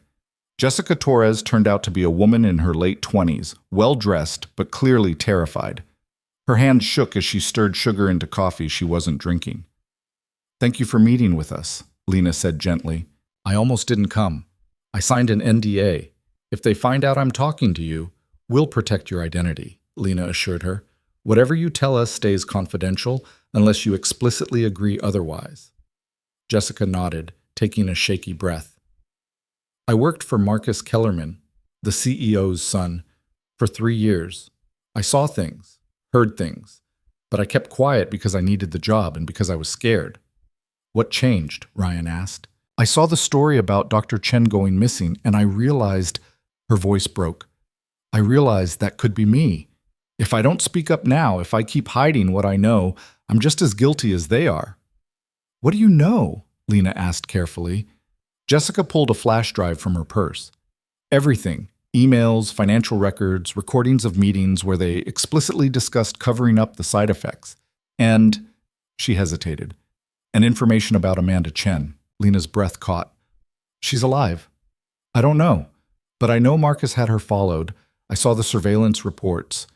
They knew where she was staying, who she was talking to, everything. And then 2 weeks ago, those reports just stopped. Either they lost her, or they found her," Ryan finished. Jessica nodded miserably. "I don't know which, but I thought you should know. And I thought maybe if I came forward with everything else, it might help find her." Lena took the flash drive with trembling hands. "Thank you. This is incredibly brave." "It doesn't feel brave. It feels terrifying."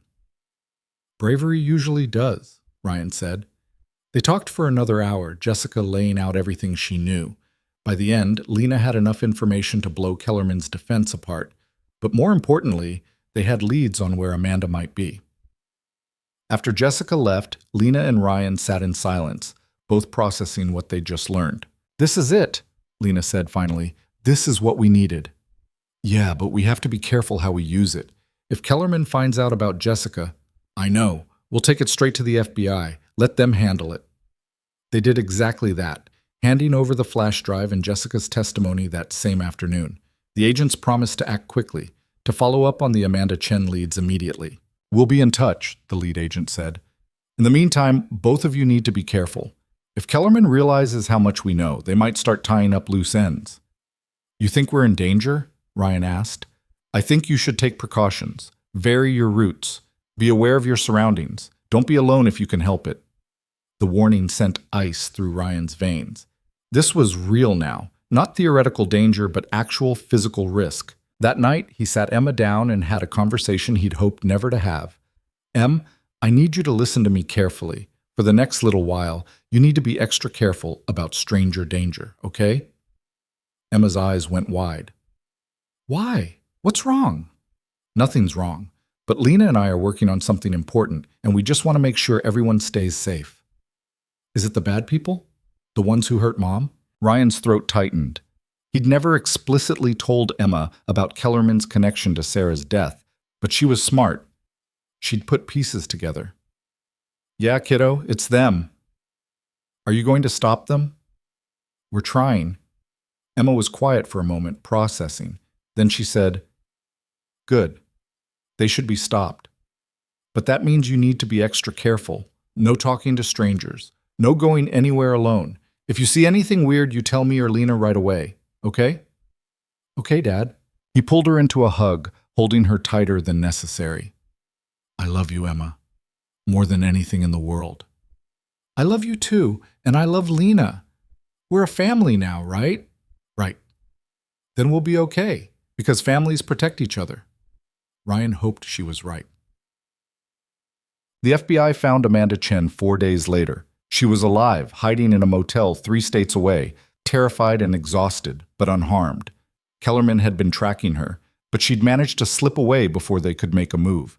She'd been living off cash, moving every few days, too scared to contact anyone. When Lena got the call, she broke down crying. Ryan held her while she sobbed with relief, all the tension of the past weeks finally releasing. She's okay, Lena kept saying. She's okay. Yeah, she is. I thought they'd killed her. I know, but they didn't. She's safe now. With Amanda's testimony secured and Jessica's evidence in hand, the federal case against Kellerman became airtight. Indictments were handed down. Executives were arrested. The company's stock went into freefall. And through it all, Lena kept working, kept investigating, kept pushing. But now there was something different in how she approached it. She wasn't just seeking justice anymore. She was seeking closure. One evening, she and Ryan sat on the couch watching the news coverage of the latest arrests. It's really happening, she said, almost disbelieving. They're actually going down. You did that. We did that. All of us. Amanda, Jessica, Sarah, her voice caught. Everyone who refused to stay quiet. Ryan thought about Sarah, about how her death had seemed so meaningless for so long. And now, finally, it meant something. It had led to this, to accountability, to change. I think she'd be proud, he said. Sarah, I think she'd be proud of what we've done. Lena squeezed his hand. I hope so. They sat there in the quiet, watching justice unfold on the screen, and felt something shift. The weight they'd been carrying, both of them, finally started to lift. They weren't done yet. There would still be trials, testimony, more work to do, but for the first time in a long time, the end was actually in sight. And beyond that end, there was a future. One they could build together without the shadow of Kellerman hanging over them. It wasn't perfect. Nothing ever was. But it was real. And it was theirs. And that was enough. Emma spent 4 days in the hospital before the doctors cleared her to go home. 4 days of antibiotics dripping through an IV, of nurses checking vitals every few hours, of Ryan sleeping in an uncomfortable chair that left his back screaming by morning. Lena stayed too, bringing coffee and food, keeping Emma entertained with card games and stories when she was awake enough to play. On the 3rd day, while Emma slept, Ryan found Lena standing at the window, staring out at the city below. You should go home, he said. Get some real sleep. I'm fine. Lena, I said I'm fine. She didn't turn around. Besides, someone needs to make sure you eat something other than vending machine chips. Ryan moved to stand beside her. You don't have to do this. Do what? Stay. Take care of us. You've got your own life to rebuild now. The story's out. You won. You don't owe us anything. Lena finally looked at him, her expression unreadable. Is that what you think? That I'm here out of obligation? I don't know. Are you? No. Her voice was quiet but firm. I'm here because I want to be. Because when I look at you and Emma, I see... She stopped, searching for words. I see home. And I haven't had that in a really long time. Ryan felt something shift in his chest. Lena, I know it's complicated. I know I'm complicated, but if you're asking me to leave, you're going to have to actually say it. Because I'm not going anywhere unless you tell me to. He stared at her, this woman who'd stumbled into his life broken and terrified and somehow become essential to it. I'm not asking you to leave. Then what are you asking? Ryan took a breath. I'm asking if you want to stay. Really stay. Not just until Emma's better or until you figure out your next move. Stay. Lena's eyes widened slightly. Ryan, you don't have to answer now. Just think about it. Before she could respond, a nurse appeared in the doorway. Mr. Carter, Emma's awake and asking for you both. They followed her back to the room where Emma was sitting up in bed, looking more alert than she had in days. Can we go home yet? She asked immediately. Maybe tomorrow, kiddo, Ryan said, brushing hair out of her face. How are you feeling? Bored and hungry. Can I have pancakes? I'll see what I can do. Emma looked at Lena. Are you coming home with us? Lena glanced at Ryan, then back at Emma. If that's okay with you. Of course it's okay. You live with us now. Emma, Ryan started, but Emma kept going. You do, right? Live with us? Because all your stuff is there and you sleep in my room and you make breakfast sometimes. That means you live there. Lena's throat tightened. I guess it does. Good. Emma settled back against her pillows, satisfied. Because I like it when you're there. The apartment's too quiet when it's just me and Dad. Ryan met Lena's eyes over Emma's head, and something passed between them. An understanding, maybe, or a promise. Either way, when they left the hospital the next day, Lena came home with them. And this time it felt permanent. But the first few weeks after Emma's discharge were an adjustment. Ryan went back to work, Emma returned to school with strict instructions to take it easy, and Lena tried to figure out what came next. Job offers had started trickling in after her Kellerman story broke. News organizations, magazines, even a book deal. But she wasn't ready to commit to anything yet. I need time, she told Ryan one evening. They were sitting on the couch, Emma asleep in her room, a documentary playing on mute in the background. I spent so long chasing stories, proving myself, that I forgot to actually live. I don't want to fall back into that. So what do you want? I don't know. Something different. Something that matters but doesn't consume me. She looked at him. Is that naive? No, I think it's healthy. What about you? What do you want? Ryan thought about it. 6 months ago, the answer would have been simple. Keep Emma safe. Keep moving forward. Don't fall apart. But now, I want to stop feeling like I'm just surviving, he said. I want to actually be present. For Emma. He hesitated. For whatever comes next. Lena shifted closer, her knee brushing his. And what do you think comes next? Before Ryan could answer, his phone buzzed. He grabbed it, saw the number, and felt his stomach drop. What? Lena asked, seeing his expression. It's my boss. At this hour? He answered. The conversation was brief, tense, and when he hung up, his face was pale. They're letting me go. What? Why? Budget cuts. They're downsizing the warehouse, and I'm one of the newest hires. He ran a hand through his hair. They're giving me 2 weeks severance. That's it. Lena reached for his hand. We'll figure it out. How? I've got rent, Emma's medical bills, and now no income.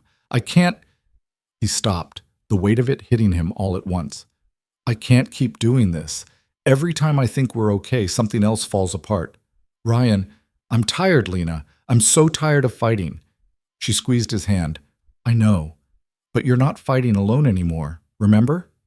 He looked at her, this woman who'd become his anchor without him even realizing it. What if it's not enough? Then we'll figure that out too. But right now, we have each other. That counts for something. Ryan wanted to believe her. But sitting there in the dim light of his living room, the future stretching out uncertain and terrifying before him, Belief felt like a luxury he couldn't afford. The next morning, Ryan started sending out resumes. Lena helped, polishing his cover letters and researching companies. Emma, blissfully unaware of the growing tension, continued her recovery with the resilience of a kid who thought adults had everything under control. A week passed. Then 2. Ryan's severance ran out, and the rejection emails piled up. He started cutting corners, cheaper groceries, no more takeout, turning off lights they weren't using. Lena offered to help with money, but Ryan refused. "I'm not taking your money." "It's not charity, Ryan.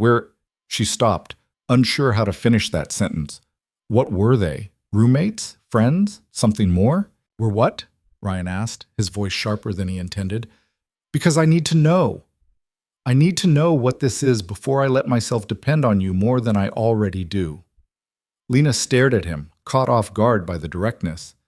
"I don't know what we are, but I know I care about you, both of you, and I know I want to help."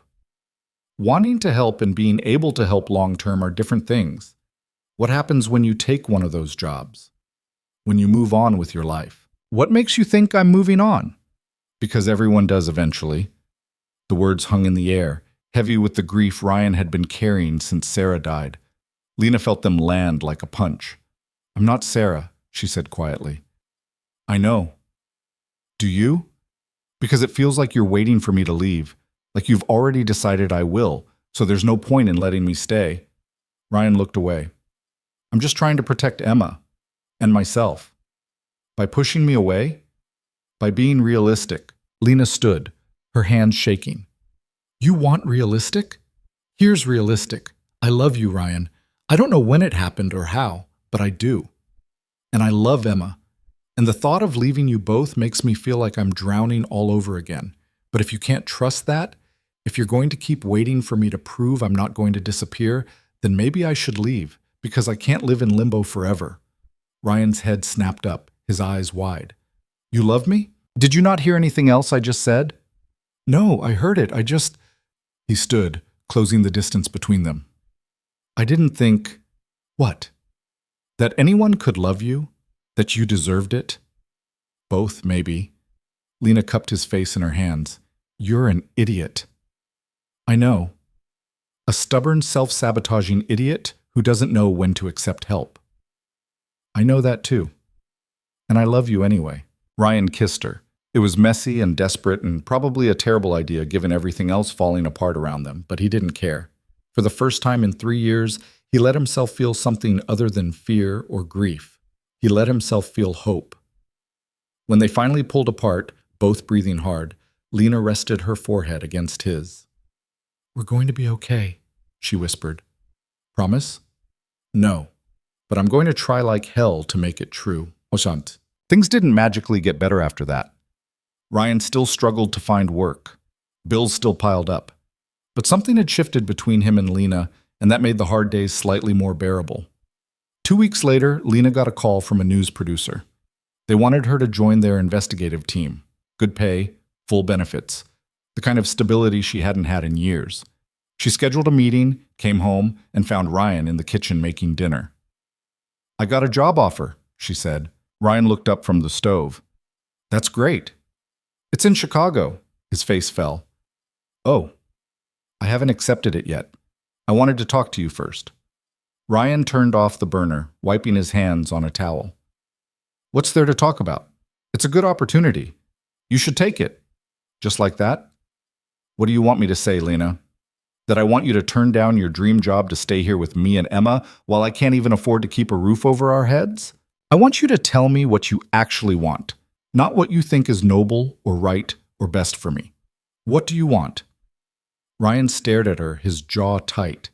"I want you to stay. I want you here, with us, building something real.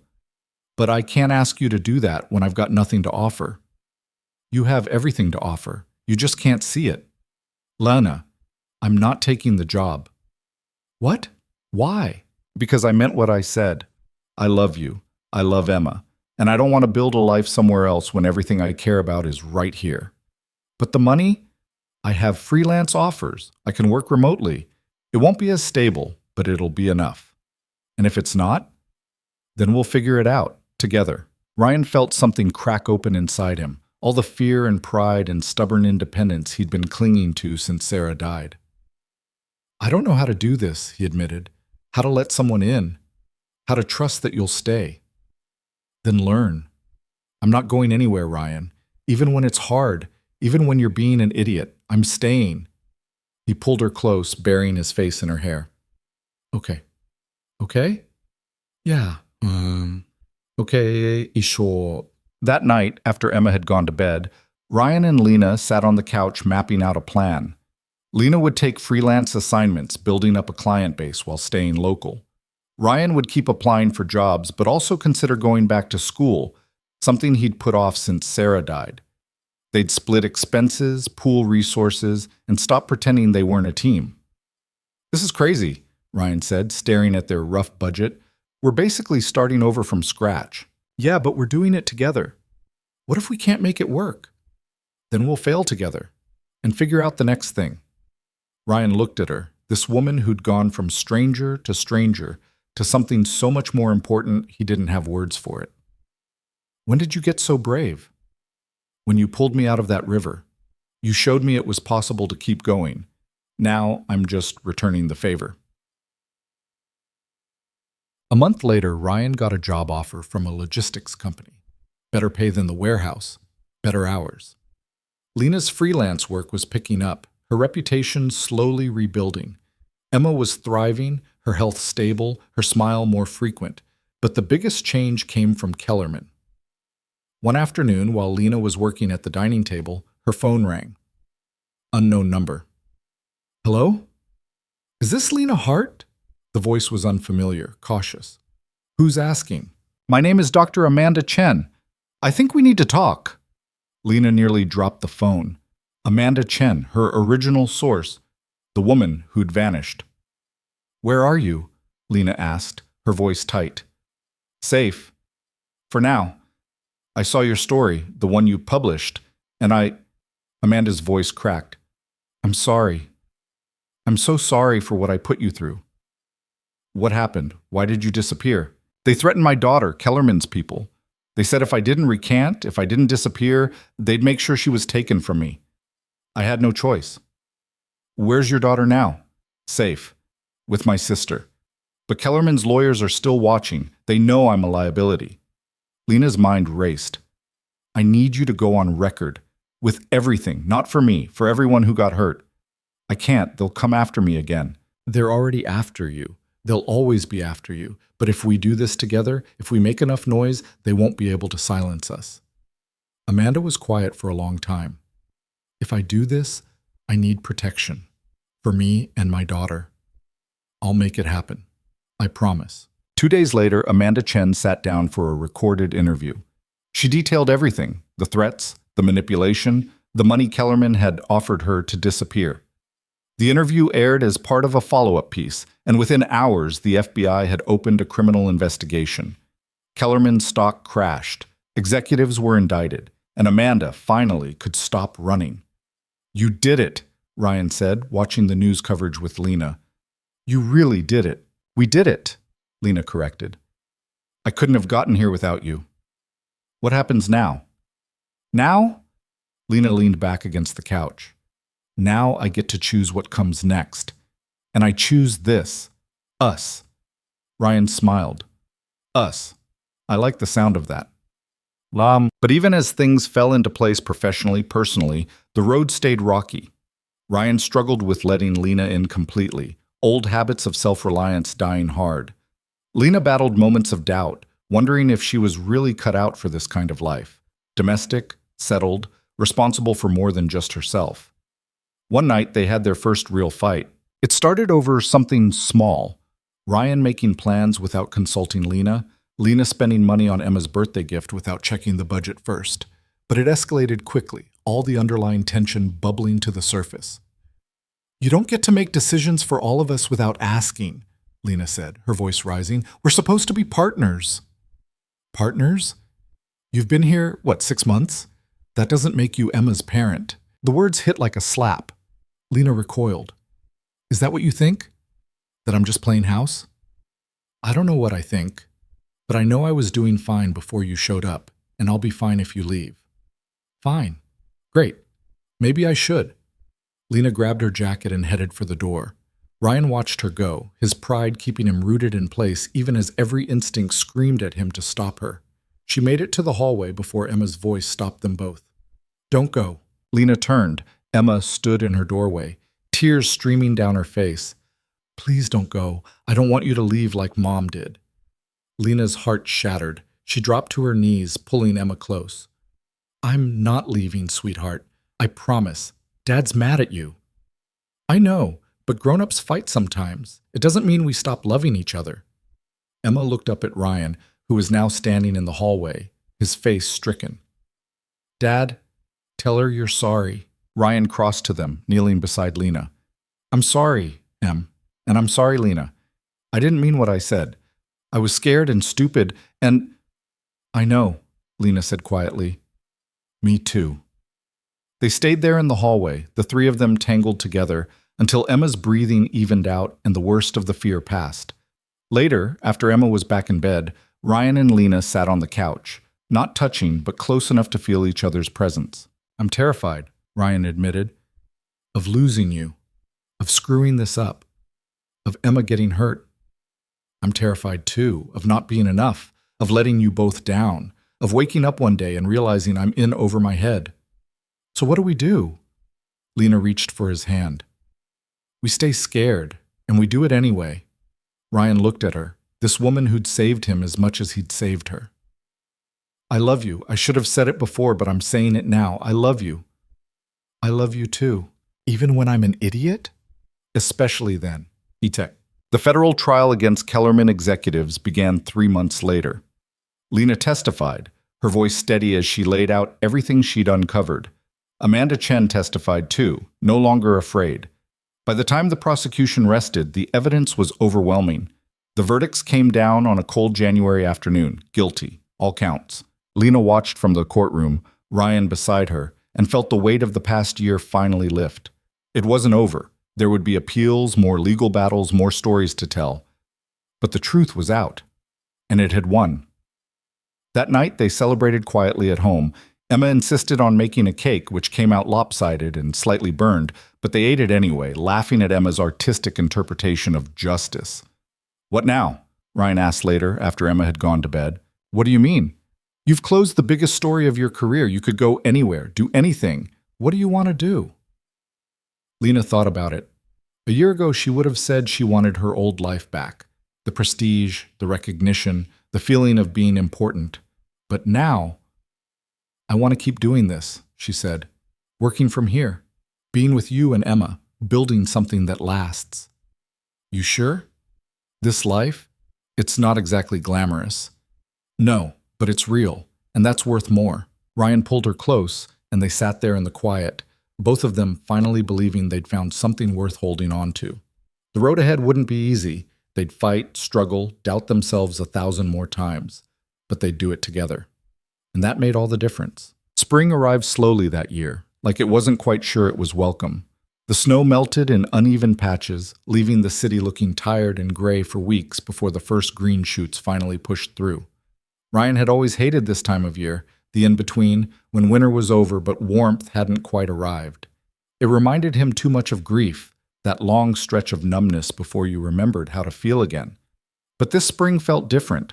Emma turned 7 in March, and they threw her a party at the apartment. Nothing fancy, just a handful of kids from school and too much pizza. Lena spent the morning decorating, hanging streamers, and blowing up balloons until she was dizzy, while Ryan assembled a cake that looked nothing like the picture on the box. It's supposed to be a unicorn, Emma said, studying it critically. It is a unicorn, Ryan insisted. It looks like a horse that got in a fight. Lena laughed so hard she had to sit down. She's not wrong. You're supposed to be on my side. I am on your side. I'm just also on the side of honesty. Emma giggled, and Ryan felt something warm settle in his chest. This was what he'd been fighting for all along, these small, ordinary moments that somehow meant everything. The party was chaotic and loud and perfect. Kids ran around screaming, hopped up on sugar and excitement. Parents made polite conversation while secretly checking their phones. And through it all, Ryan watched Lena interact with Emma's friends.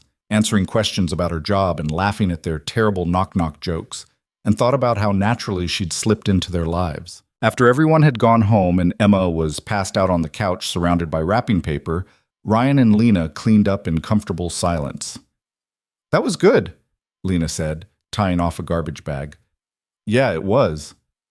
"Emma's happy. Really happy." Ryan nodded, scraping dried frosting off the counter. "She is. Because of you. Not just me. You're a good dad, Ryan." "I'm trying. Some days I feel like I'm still figuring it out as I go." That's what parenting is. Nobody actually knows what they're doing. We're all just making educated guesses and hoping we don't screw up too badly. Ryan set down the sponge, turning to face her. "You're good at it. At this. Being part of our lives." Lena's expression softened. "You make it easy." "Do I? Because most days I feel like I make everything harder than it needs to be." "Maybe. But that's part of who you are. And I love who you are." Ryan crossed to her, pulling her close. "I've been thinking." "About?" "About making this official. Us. This." He gestured around the apartment. "I want you to know you're not just staying here. You belong here. With us." Lena's eyes filled with tears. "Ryan, I know we've only been together for a few months, and maybe it's too fast, but I don't care. When you know, you know. And I know I want you here, permanently." "Are you asking me to move in? Because I already live here." "I'm asking you to stop thinking of it as temporary, to actually unpack your suitcase, to put pictures on the walls, to stop living like you might have to leave at any moment." Lena was quiet for a long moment, and Ryan felt panic flutter in his chest. Maybe he'd pushed too hard, too soon. Maybe she wasn't ready for that kind of commitment. Then she smiled, wiping at her eyes. "I unpacked 3 weeks ago. I just didn't want to tell you in case you weren't ready." Ryan laughed, relief flooding through him. "We're both idiots." "Yeah, but we're idiots together." So, work stabilized for both of them over the next few months. Ryan settled into his logistics job, finding he actually enjoyed the puzzle of coordinating shipments and managing schedules. It wasn't glamorous, but it was steady, and that mattered more now than it ever had before. Lena's freelance career flourished. She had more offers than she could handle, and she got to be selective about which stories she pursued. But the biggest change came from an unexpected source. One evening in late April, Ryan's phone rang with a number he didn't recognize. He almost didn't answer. Telemarketers had been relentless lately, but something made him pick up. "Is this Ryan Carter?" The voice was professional, clipped. "Yeah, who's this?" "My name is Patricia Wells. I'm an attorney with Morrison and Associates. I'm calling about your wife, Sarah Carter." Ryan's blood went cold. "What about her?" "There's been a development in her case. I'd like to discuss it with you in person if possible. Would you be available to meet tomorrow?" "Her case? What case?" "She died of an aneurysm. There was no case." Patricia was quiet for a moment. "Mr. Carter, that's what we need to talk about. Can you come to my office tomorrow at 10? Ryan agreed, his mind spinning. After he hung up, he found Lena in the kitchen. "That was weird," he said. "What?" He told her about the call. Lena's expression grew serious. "Do you want me to come with you?" "Yeah, I do." The next morning, they left Emma with Mrs. Chen and drove to Morrison and Associates, a sleek office building downtown. Patricia Wells turned out to be a woman in her 50s with sharp eyes and an efficient manner. She gestured them into her office and closed the door. "Mr. Carter, I'll get straight to the point. 3 years ago, your wife died of what was ruled a cerebral aneurysm. Is that correct?" "Yes." "What you may not know is that in the months before her death, Sarah was being treated for severe headaches. Her doctor prescribed a medication called Novalgin." Ryan frowned. "I remember. She said it wasn't helping much." Novalgin was manufactured by Kellerman Biotech. The room tilted. Lena grabbed Ryan's hand. "Wait," Ryan said. "Are you saying—" "We believe there's a connection between Novalgin and a pattern of cerebral hemorrhaging. Your wife wasn't the only one. We're building a class action lawsuit against Kellerman, and we'd like to include Sarah's case if you're willing." Ryan couldn't breathe. All this time, he'd thought Sarah's death was just terrible luck, random chance. But if it wasn't, if someone was responsible, how many others? He asked, his voice hoarse. "At least 40 that we know of." Probably more. And you're sure? About the connection? We have internal documents showing Kellerman knew about the risk and buried it, the same pattern Ms. Hart exposed with their pain medication. Ryan looked at Lena, who looked stricken. I didn't know, she said. When I was investigating, I focused on the pain trials. I didn't realize— You couldn't have known, Patricia said. This information only came to light after your story broke. People started coming forward, connecting dots. Your reporting is the reason we can pursue this now. Ryan felt like he was drowning. What do you need from me? Permission to include Sarah's medical records in the suit, and potentially your testimony about her final months. Will it help? Will it actually hold them accountable? We believe so. With everything that's already come out, Kellerman is vulnerable. This could be the final blow. Ryan nodded slowly. Okay, do it. After they left the office, Ryan sat in the car for a long time, not starting the engine, just staring at nothing. Are you okay? Lena asked quietly. I don't know. For 3 years, I thought it was just bad luck. That she died because sometimes people just die. But if someone could have prevented it— His voice broke. She didn't have to die, Lena. No, she didn't. I could have still had her. Emma could have had her mother. We could have been a family. Lena didn't try to offer platitudes or comfort. She just sat with him in his grief, her presence the only thing keeping him from falling apart completely. What do I do with this? Ryan asked finally. This anger? You use it. You testify. You make sure they can't do this to anyone else. Will that be enough?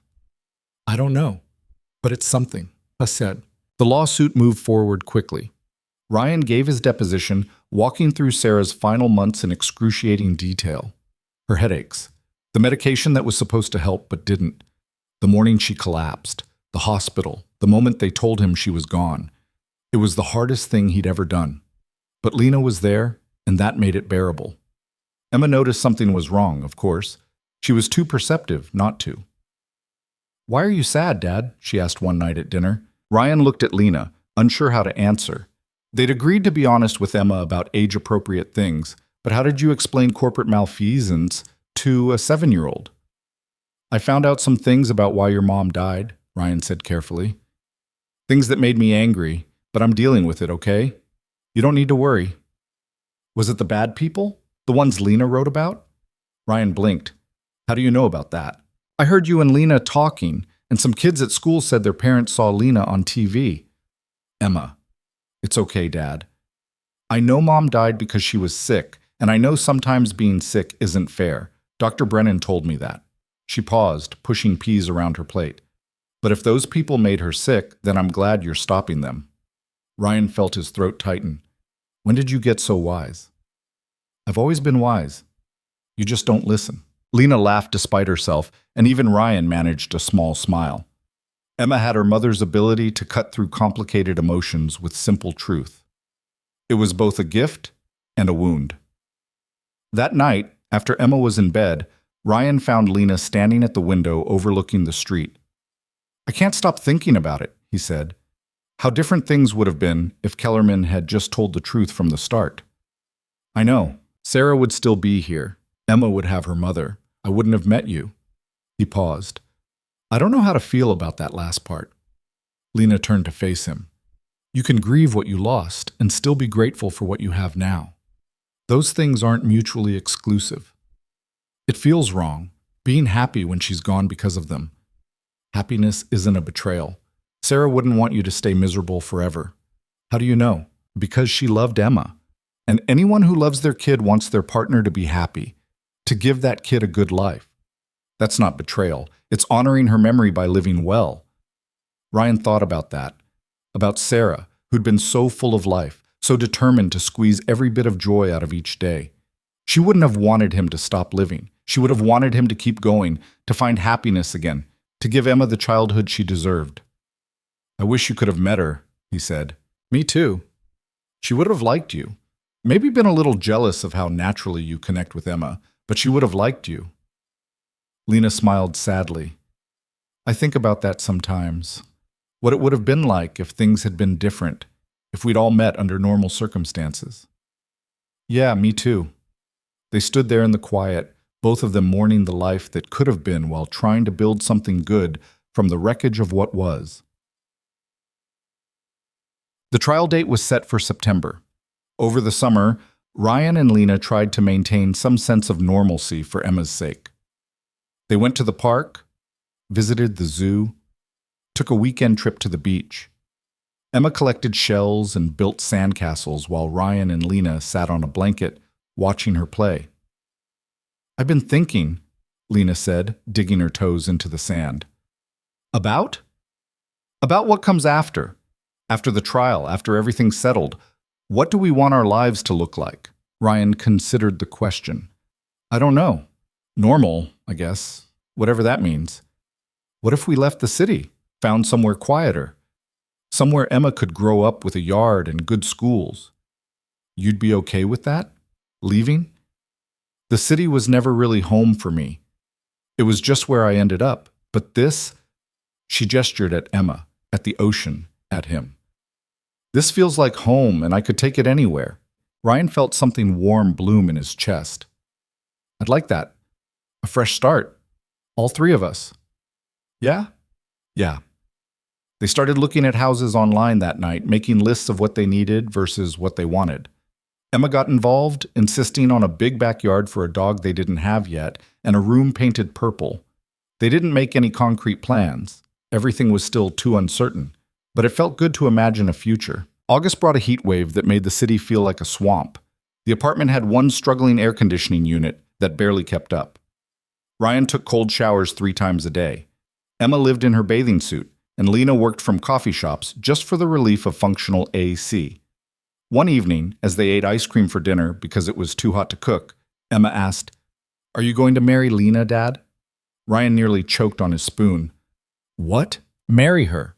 You know, like people do when they love each other." "Emma, because I think you should. Then she'd really be part of the family." Ryan looked at Lena, who'd gone very still. That's something grown-ups have to talk about, Em." "Have you talked about it?"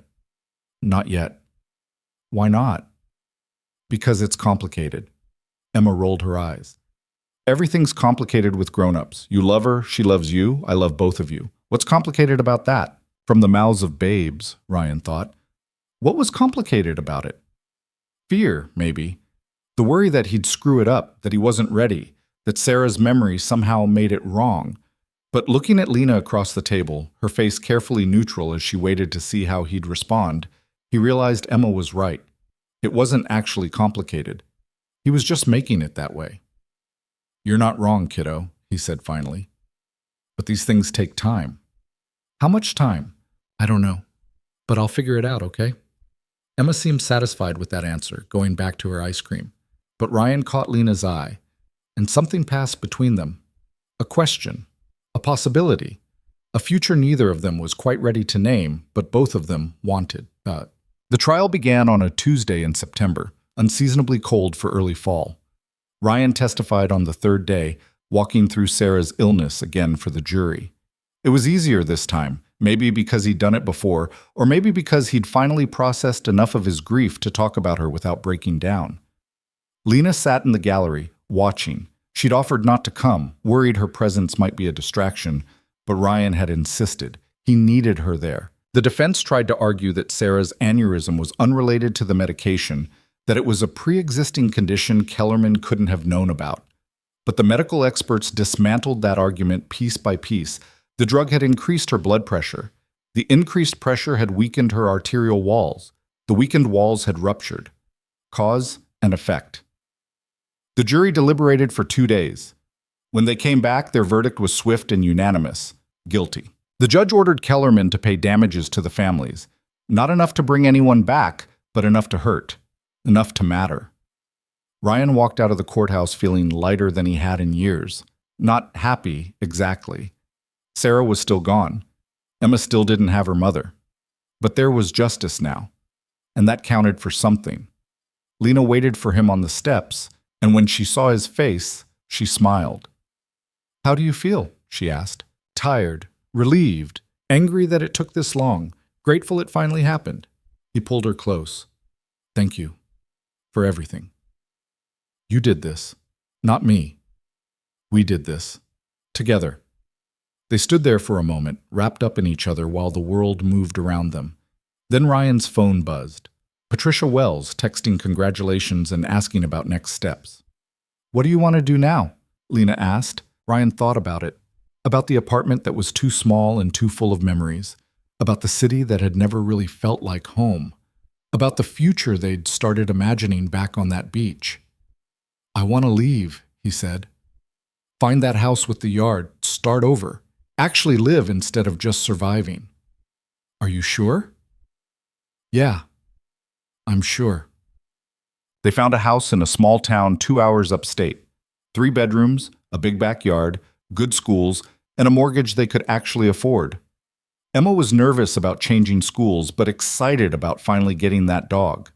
Lena found a local coffee shop with decent Wi-Fi where she could work, and Ryan got a job at a distribution center 20 minutes away. Moving day was chaos. Boxes everywhere, furniture that didn't quite fit. Emma crying because she couldn't find Gerald the giraffe. But by the end of the day, they'd made enough progress to collapse on the couch, the one piece of furniture they'd managed to assemble, and order pizza. "This is crazy," Lena said, looking around at the disaster zone that was their new living room. "Yeah," Ryan agreed. "Are we crazy?" "Probably." Emma emerged from her room, Gerald clutched in her arms. "I like it here. It's quiet." "That's because we don't have neighbors playing loud music at 2 a.m. anymore," Ryan said. "I like that too." After Emma went to bed, Ryan and Lena sat on the back porch, listening to crickets and watching fireflies. "I never thought I'd be here," Lena said, "living in the suburbs with a family. A year ago, I would have laughed at the idea." "Regret it?" "Not even a little bit." Ryan reached into his pocket, pulling out a small box. His heart was hammering, but he'd made the decision weeks ago. He'd just been waiting for the right moment. "I know we said we'd take things slow," he started. Lena's eyes widened. "Ryan, let me finish. We said we'd take things slow and we did, but I don't want to wait anymore. I don't want to keep living like I'm afraid everything good will disappear if I hold on to it too tight." He opened the box, revealing a simple ring. "I love you. Emma loves you. And I want you to be part of this family officially, permanently. So, will you marry me?" Lena was crying, which made it hard to tell if those were happy tears or panic tears. For a terrifying moment, Ryan thought she might say no. Then she laughed through her tears and said, "You're doing this on our porch surrounded by moving boxes? Is that a yes?" "It's a you're an idiot, but yes." Ryan slipped the ring on her finger, and they kissed while fireflies danced around them and crickets provided an orchestra, and somewhere inside Emma was sleeping peacefully in her new room. It wasn't perfect. Nothing ever was. But it was real and messy, and theirs. They got married in November in their backyard with Emma as the flower girl and Mrs. Chen as one of maybe 20 guests. It was small and simple and nothing like the big wedding Ryan had had with Sarah, which felt right. This was different. A second chance. A new beginning. Emma took her role very seriously, practicing her flower-throwing technique for weeks. On the day, she performed flawlessly, then announced during the reception that she was glad to finally have a mom again. "You always had a mom," Lena said gently. "She's just in your heart now, instead of here with us." "I know, but now I have you, too. Is it okay to have 2 moms?" "More than okay." Emma beamed and ran off to demand cake, leaving Lena wiping tears from her eyes. "You good?" Ryan asked. "Yeah, I never thought I'd be someone's mom. It's terrifying." "Welcome to parenthood. The terror never really goes away." "That's not comforting. It's not supposed to be. It's just the truth." They danced badly to a playlist Emma had helped create, ate too much cake, and stayed up too late. And when the last guest had gone home and Emma was asleep upstairs, Ryan and Lena sat on their porch again, now officially husband and wife.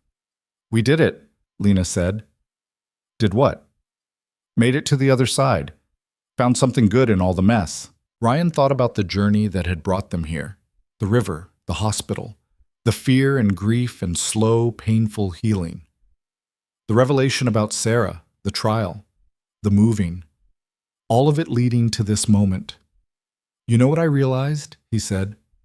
"Happiness isn't something you find. It's something you build piece by piece, day by day, even when it's hard, especially when it's hard. That's very philosophical for someone who's had 3 beers. I'm a philosopher now. It's my wedding day. I can be whatever I want. Lena laughed, leaning her head on his shoulder. I love you, you know that? I know. I love you too. They sat there in the quiet, both of them thinking about the past and the future and the strange, winding path that had brought them together. Neither of them had been looking for this. But sometimes, the best things in life were the ones you stumbled into by accident. Winter came early that year. By December, they had snow on the ground and ice on the pond at the edge of their property. Emma was ecstatic, building snowmen and sledding down the small hill behind the house. Ryan and Lena watched from the kitchen window, drinking coffee and planning the holidays. Think we can handle hosting Christmas? Lena asked. How hard can it be? We cook a turkey, put up a tree, don't burn the house down. You say that like it's easy. It'll be fine, probably. They invited Mrs. Chen, who'd become like family over the years. They invited Dr. Brennan, who'd helped Emma process so much of her grief. They even invited Patricia Wells, who'd become an unexpected friend through the trial. The house was full and warm and chaotic in the best way. Emma insisted on making cookies for Santa, even though Ryan was pretty sure she'd figured out the truth. She left them by the fireplace with a carefully written note thanking him for bringing Lena into their lives. I didn't know Santa did that, Ryan said when he found the note later. He doesn't, Emma said matter-of-factly. But I figured I should thank someone, and he was available. That night, after everyone had gone home and Emma was asleep clutching yet another stuffed animal she'd received as a gift, Ryan and Lena stood in their living room looking at the tree. This is good, Ryan said. This life. It's good. It is. I wish Sarah could see it, see Emma happy and healthy, see that I didn't completely screw everything up. She knows. Wherever she is, she knows.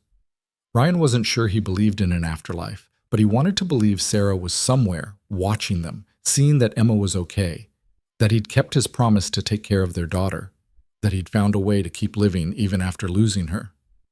Do you ever think about that night? Lena asked. The river? Every day. Me too. I think about how close I came to giving up, and how lucky I am that you were there. I think I'm the lucky one. We're both lucky, and we're both here. That's what matters. She was right. They'd both been drowning in different ways, both been broken by life and circumstances beyond their control, but they'd found each other. And they'd built something real out of the wreckage. That was the thing about second chances. They didn't erase the past or make the pain go away, but they gave you something to build toward, a reason to keep going. And sometimes that was enough. Touch. Spring came again, as it always did. The snow melted, flowers bloomed, and Emma turned 8. They got the dog she'd been begging for, a rescue mutt named Buster who had 3 legs and absolutely no manners, but who Emma loved fiercely. Lena published a book about her experiences investigating Kellerman, which became a bestseller. She did interviews and speaking engagements, but always came home, never letting the work consume her the way it had before. Ryan got promoted at work, which came with better pay and more responsibility. He was good at it, better than he'd expected, and found satisfaction in the routine. But the best moments were the ordinary ones. Saturday morning pancakes, Emma's soccer games, Buster stealing food off the counter, movie nights on the couch, the slow, steady rhythm of a life lived together. One afternoon in May, Ryan found himself back at the river where he'd first met Lena. He hadn't been there in over a year, had avoided it deliberately. But something drew him back. The path was the same. The water rushed past just as fast as it had that night. But everything else was different. He was different. Thought I might find you here. Ryan turned. Lena stood behind him, Emma at her side. How'd you know? I didn't, but Emma wanted to come feed the ducks, and I figured this was as good a place as any. Emma ran ahead to the water's edge, clutching a bag of breadcrumbs. Lena moved to stand beside Ryan. You okay? She asked. Yeah, just thinking about how much has changed since that night. Good changes? The best kind. They watched Emma toss bread to a group of eager ducks, her laughter carrying across the water. And Ryan thought about all the ways life had broken him, and all the ways it had put him back together. About Sarah, who he'd loved and lost. About Emma, who kept him going on the days when he wanted to give up. About Lena, who taught him it was possible to start over. "You know what the scary thing is?" he said. "What?" "I'm happy, really, genuinely happy, and part of me keeps waiting for something to go wrong. Something will go wrong, eventually. That's life. But we'll deal with it when it does. Together? Always together." Emma ran back to them, breathless and grinning. "Can we come back next week? The ducks remember me now." "How do you know they remember you?" "Because they came right to me. They wouldn't do that if they didn't remember." "That logic is flawless," Lena said, completely serious. Ryan laughed, ruffling Emma's hair. "Yeah, we can come back." As they walked back to the car, Emma skipping ahead and Buster pulling on his leash, Ryan thought about the person he'd been that cold October night. Alone, surviving, convinced that nothing good was coming. He'd been wrong about that. Life didn't always get better. Sometimes it stayed hard. Sometimes it got worse before it got better. But if you kept showing up, if you let people in, if you built something piece by piece, even when you were scared, sometimes you ended up somewhere you never expected, somewhere that felt like home.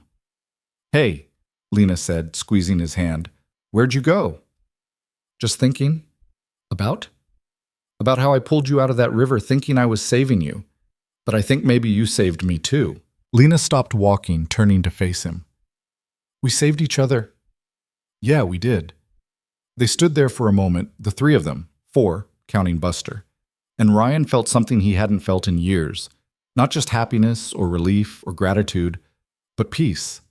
The kind of peace that comes from knowing you've survived the worst and came out the other side. That you've built something real with broken pieces. That you've learned how to live again.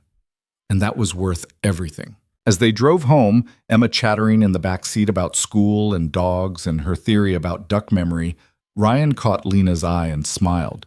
She smiled back, and in that moment, he knew they'd be okay. Not perfect, not easy, but okay. And really, that was all anyone could ask for.